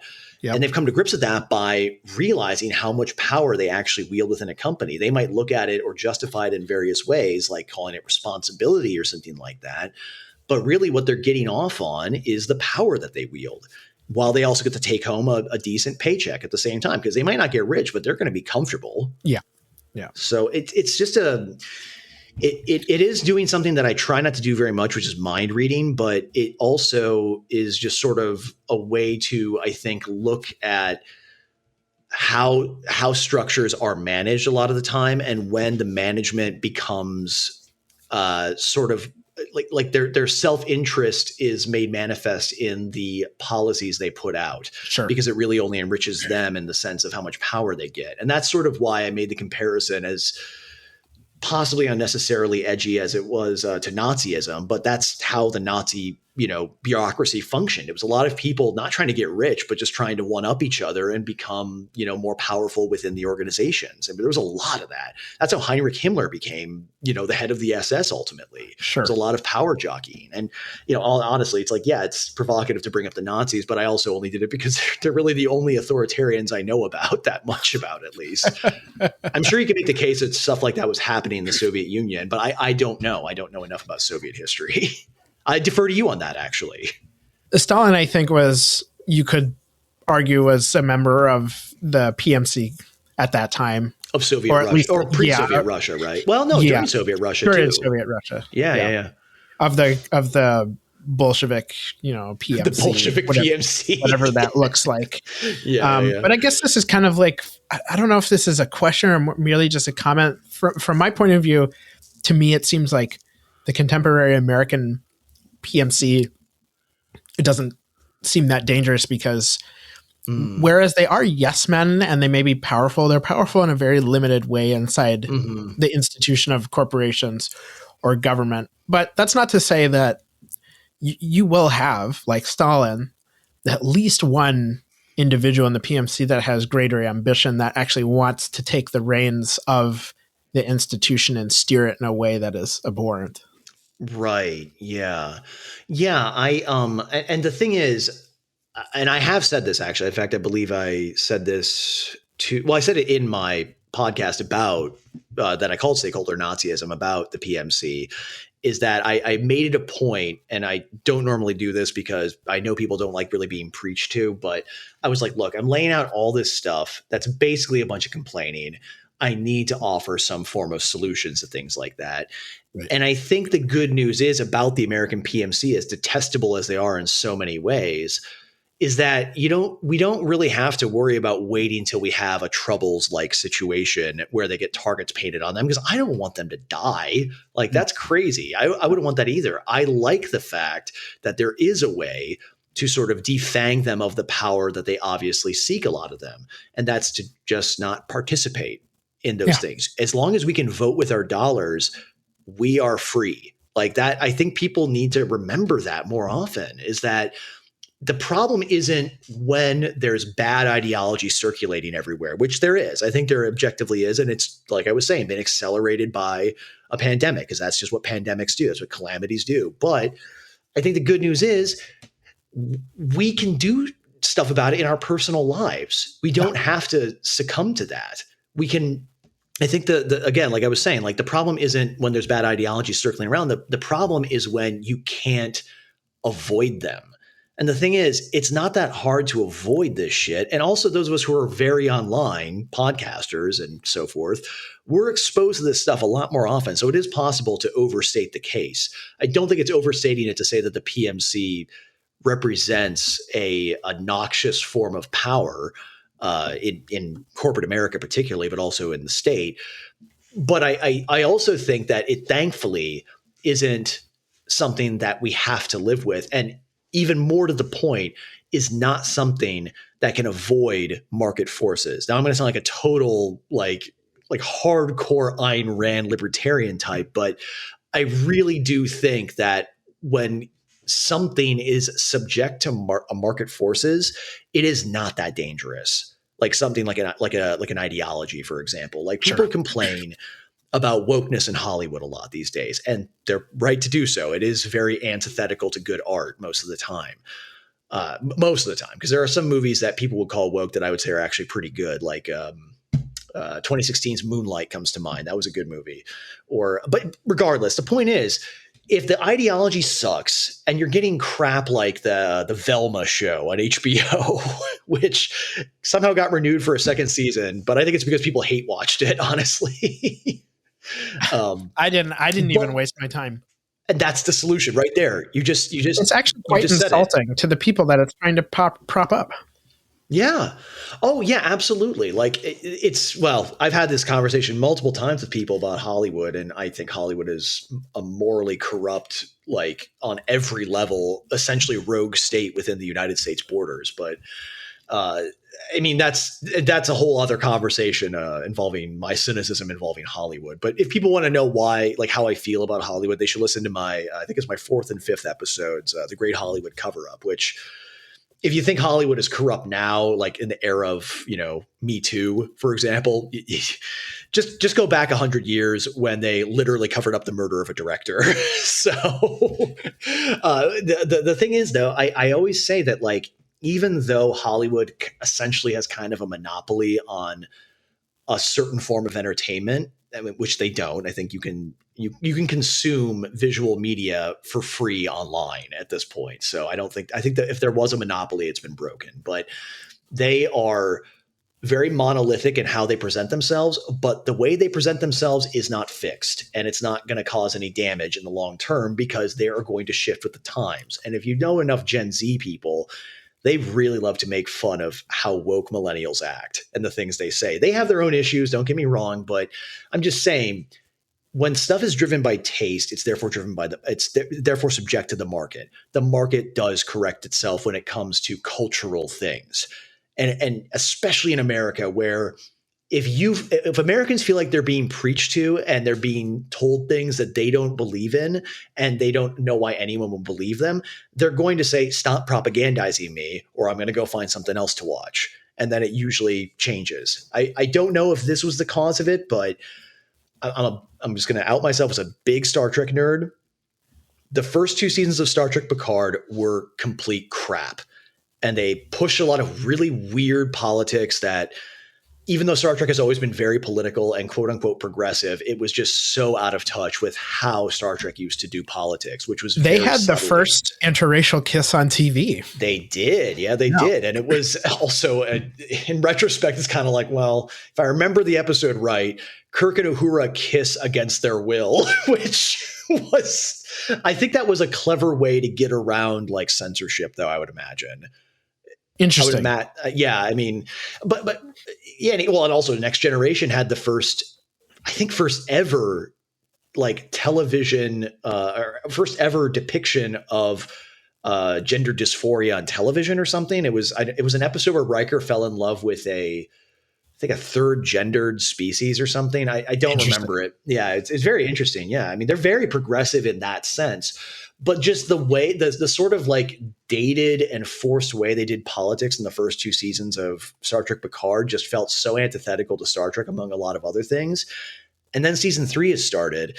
And I posted this on Twitter. You might have seen it. The 3rd episode of this 3rd season is the best Star Trek related thing I have seen since 1999 or 1998, whenever DS9. I think I did see that tweet.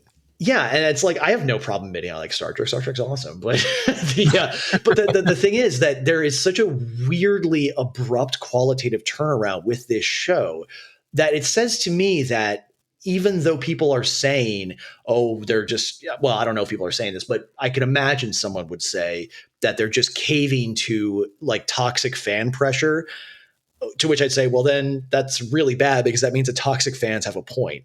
So about how bad your show was. So but the fact is, I think they probably were looking at numbers. They were probably looking at reviews, including from the so-called toxic fandom. And they were like, look, people aren't going to like this if we keep doing what's been getting done with this show. Let's do something new. And then they did. And now it's so far very, very good. I know it's anecdotal, but that's just what I'm saying, is that I think that these kinds of changes can come about naturally, just from people just losing interest in them. So that's why I think the PMC in America, at least, as toxic as they can be, I think you're right, is not as dangerous as they might seem. Because if the bosses say, look, we are hemorrhaging money, we need to stop doing X, Y, and Z, that, might have to do with like divisive politicking, they will change. And there's no shortage of data on that. I mean, you could go on YouTube and find all kinds of YouTubers complaining or whatever about wokeness in media. It's like a whole genre. And it's lucrative as hell. Yeah.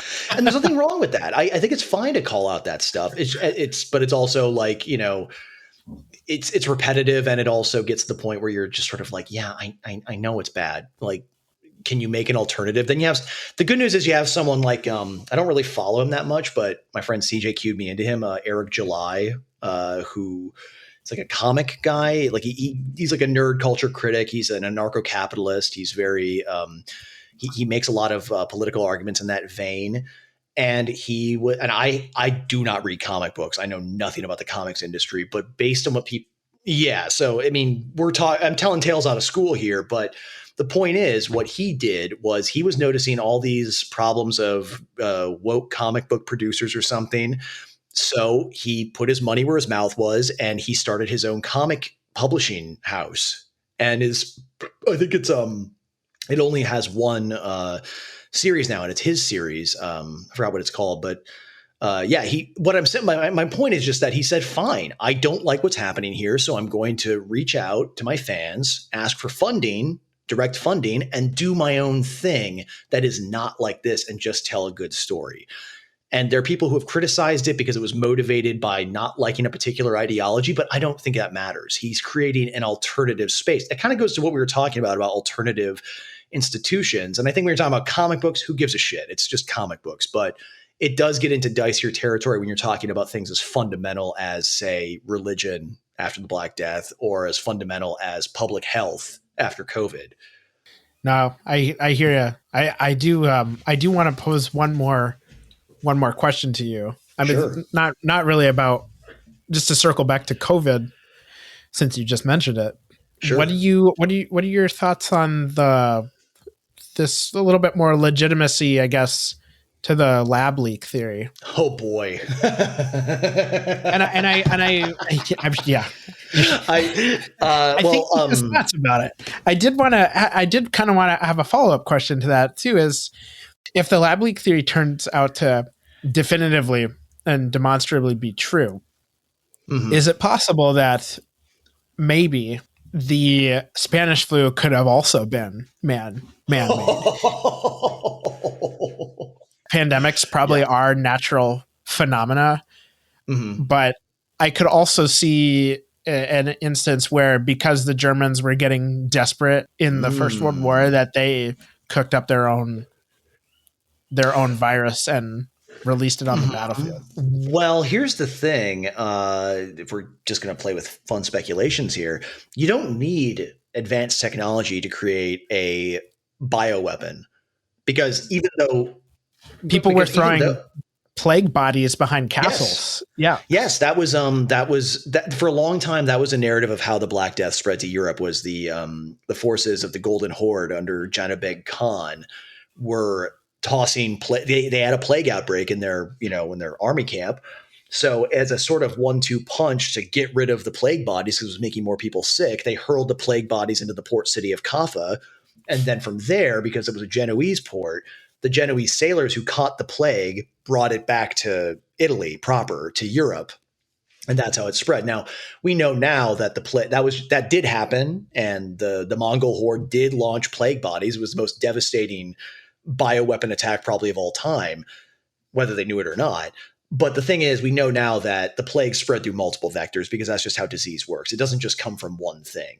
But regardless, yeah, so that's what I'm saying. And you got my point there, which is that you don't need advanced technology to do that. And from what we know of the Spanish flu, of H1N1, was that the common narrative is that it came from America, came from Kansas, which is possible. It obviously was a real vector.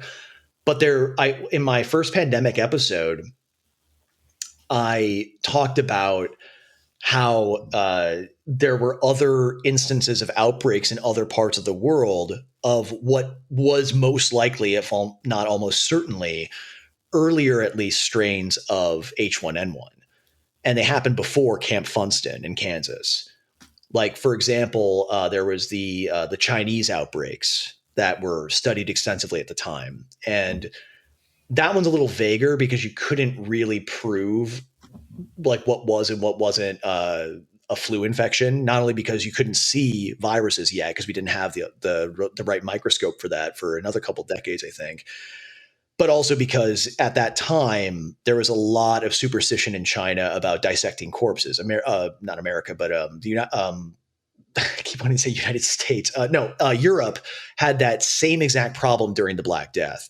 So understanding what was happening was a lot harder. But there was also evidence, though, found, and it was through genetic analysis. And this is a lot of correlation possibly being used as causation, I'll admit that. But they found what looked like, it was among many viruses. Because here's the funny thing, waterfowl carry huge amounts of flu viruses in their stomachs. Birds it's crazy. Gross. Yeah. And they bats. Yeah, exactly. So that's why it's not unreasonable to say that it was natural and zoonotic, but the evidence seems to be that what happened with H1N1 it was around 1916, when people started falling sick on the French lines, is that they were near a waterway where a lot of these ducks were living, a lot of waterfowl. And this is where they found a lot of and in modern times, they found a lot of, of virus genetic material within these ducks. And these ducks would fly over the French lines, which are already not very good in terms of, hygiene at that point in the war. Yep. And they were shitting on them, to be put it bluntly. And it was likely causing a lot of outbreaks of disease. And then you just combine all the other factors of like not to mention how dirty the trenches were to exactly. start. Yeah. And just the bad immune systems that people were going to have because of poor nutrition, bad weather, exposure, all that stuff. I mean, all these factors go into it. Now, to jump into the fun speculation of did the Germans cause that?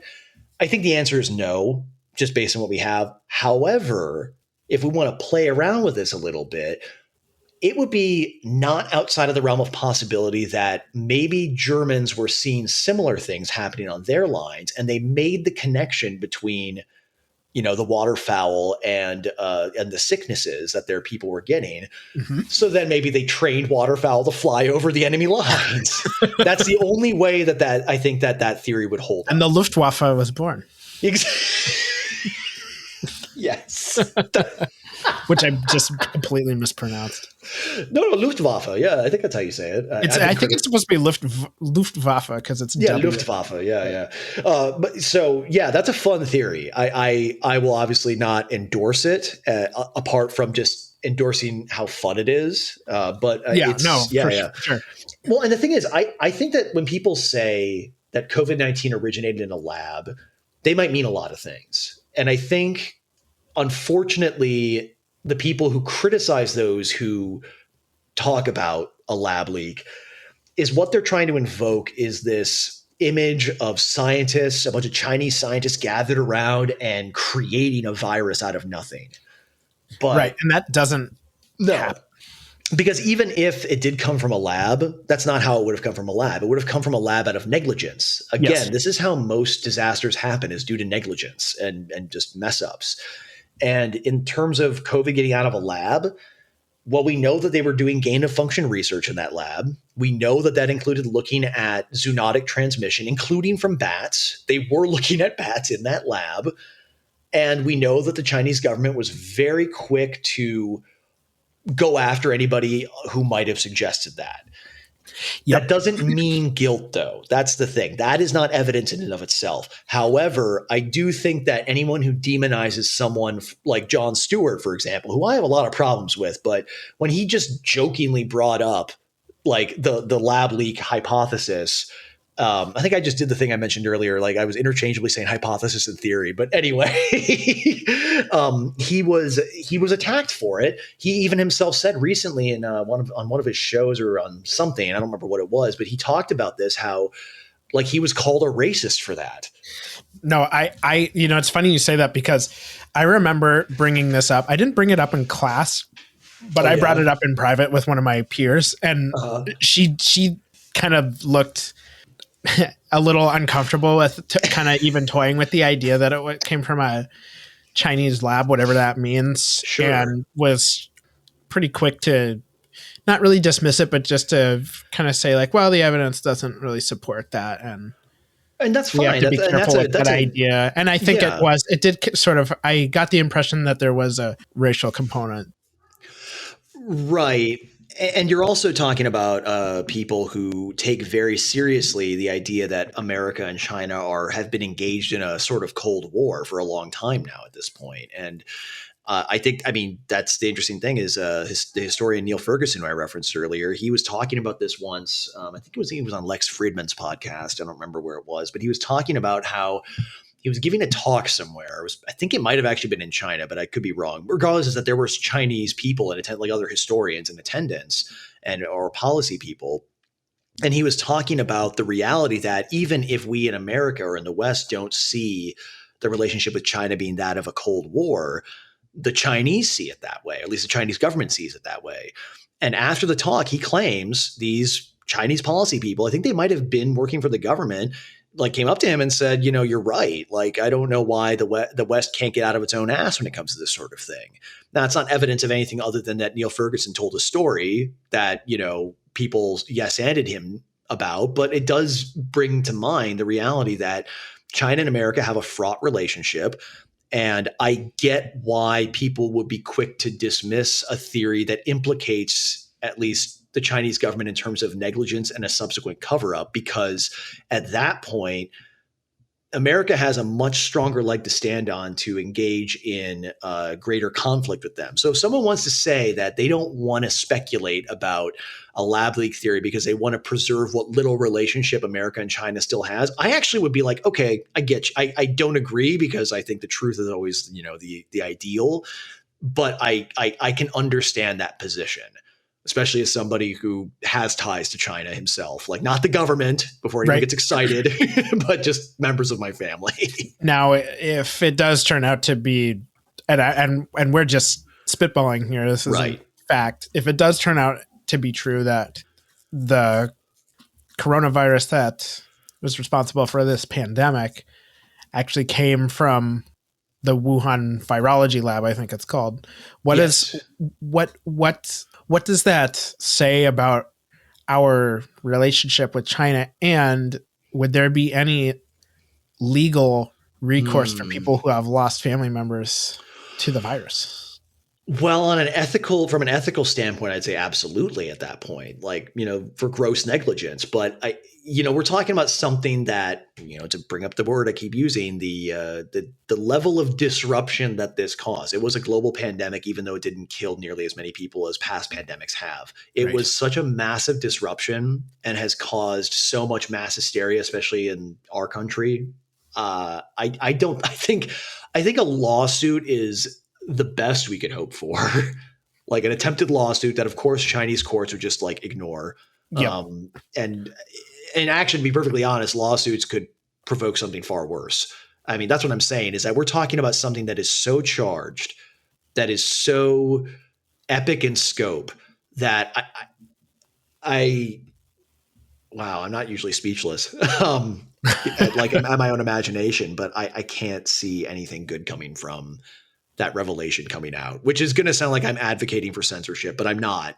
I'm just saying that I think my point of we are in for a rough future is going to be an understatement if that comes out. Let's just put it that way. That's fine.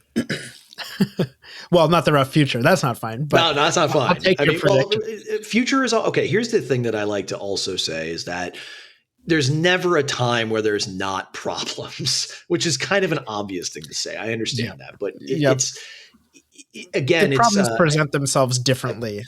Yes. And but the thing is, keep coming up. Well, yeah, the thing is that's what I was saying in my last episode of the podcast, the one that I called The Fictions of History, where I was saying that, look, people get this idea in their head of there being cycles and whatnot. And there are cycles in history, like economic cycles and so forth. And that's not even really a cycle in history. It's just a cycle. And there are people getting their head that we're inevitably heading in a good direction. The arc of justice, or the arc of history bends toward justice, is the famous MLK line. Mm-hmm. Is that him? I don't want to misattribute him, but the point is these views are fundamentally flawed because they don't appreciate human nature, or human psychology, I should say. Because again, I think because of our psychology, that's why people pick up on patterns and therefore see repeating cycles and whatnot. The truth of the matter is people people behave basically in 8 different ways. I mean, yeah. I'm being reductive, but it's we do 8 things in our lives. There's a limited number of behaviors and reactions that we have to things. And that's why we see what seems like patterns going on. I think it's better to look at history, especially related to things like natural disasters and pandemics, especially pandemics, through a psychological lens or a social psychological lens, while also looking at the history of it, because what you're going to see is people behaving the exact same way, just with the different tools they have available to them in the particular time in which they live. I guarantee you, if there were smartphones during the Black Death, we would probably be seeing very similar behavior that we saw, on Twitter during COVID. You mean a lot of twerking? Yeah, well, yeah, exactly. A lot of people cooped up in their homes, singing songs, priests, elite priests singing songs to make everyone feel better, and then everybody hating them because it didn't not actually in help California. anything. You're not supposed to sing. That's how you spread. Black Yeah, but if you sing sealed inside your home, and if you make millions upon millions of dollars, you can sing Imagine to your heart's content, and people will celebrate you for it. That's true. Yeah. That's true. Although thankfully nobody celebrated those people for that. In fact, that was one of the most widely mocked things that came out of Hollywood during that time, and it was delicious. When you're a professional pretender. Yeah, well, yeah. The stuff that an artist, yeah, exactly. That you do on social media should probably be viewed as not 100% genuine. Exactly. It's about keeping people. It's about keeping yourself in the public conversation. It doesn't even matter how people react to it, because if you keep yourself in the public conversation and stay relevant, you'll be cast again. That's another one of those moments of cynicism I can offer about Hollywood. Well, I feel like we've sort of been all over the place, but I think this was a very good conversation. Thank you. Yeah, I had a lot of fun. I'm more than happy to come back, and I'm excited to have you on my show once I get some things settled. And I don't want to say too much, but I want to talk to you about the NKVD, and especially a guy named Beria. Yes, that guy. Oh yeah, that guy. I'm sure your listeners don't need to be reminded. I don't think. Yeah, they don't need to be. They probably don't want to be reminded of him. No, not real. No, probably not. Yeah. So thank you again for having me, man. Of course. Is there anything you'd like to plug while you're here? To plug? Well, I feel like most of the people that listen to my show have probably heard of you. Sure. And if not, that's great. I hope to get some new listeners. But I do have some things coming out in the very near future. To the people who are asking, yes, the Muslim Nazis is coming back. It is not gone. I've not pod faded. I've not given up on that. I think I might have referenced this earlier when we were talking. I've been learning about Yugoslavia. Anyone who's ever read anything about Yugoslavia or the Balkans in general probably knows what I mean when I say that. It's extremely complicated, and I really don't want to get things wrong. And I'm probably still going to get things wrong. So I'm playing very careful with that one. I do have the Substack, like I mentioned before. It's historyimpossible.substack.com. That's how you say it. He's speechless from the COVID questions. I know I am. Yeah. But so that's a good place to go to like get my thoughts on various things. I'm currently working on, this is going to sound really strange. I'm currently working on a book review of a fiction book that I'm going to try to make historical in context, I guess, in a little bit, but it's I'm a big fan of Bret Easton Ellis, and I just finished reading his new book, The Shards, which is like a time capsule to 1980s LA from the best I can tell. And it's just really interesting. A really good book. But so the Substack is a great way to like follow me. But I do have another proper episode coming very soon. I don't know when this is going up, so maybe it'll already be out by then. Let's just put it this way. If you were paying attention, you know what I'm probably going to be talking about because I kept talking about the Black Death. So, and I'm only saying that because I'm pretty sure my episode is probably going to come out before this one. So it won't be a surprise anymore, because I am trying to surprise everybody with it. So, that's basically it. I think the best thing that people can do to hit me up is follow the show on Apple Podcasts and rate and review it, and consider supporting me on Patreon. That's just History Impossible at Patreon. So I think that pretty much covers it. Can people follow you on social media and where? Oh yeah, that's probably important. There's of course Instagram, which is just History Impossible at History Impossible. It's a good way to get visual aids to the stuff I talk about. I do have Twitter. I don't really know. I don't think I use Twitter as much for the show as much as I probably should. Instead, I just tend to shit post and say, and get into arguments with people and stuff like that. And say,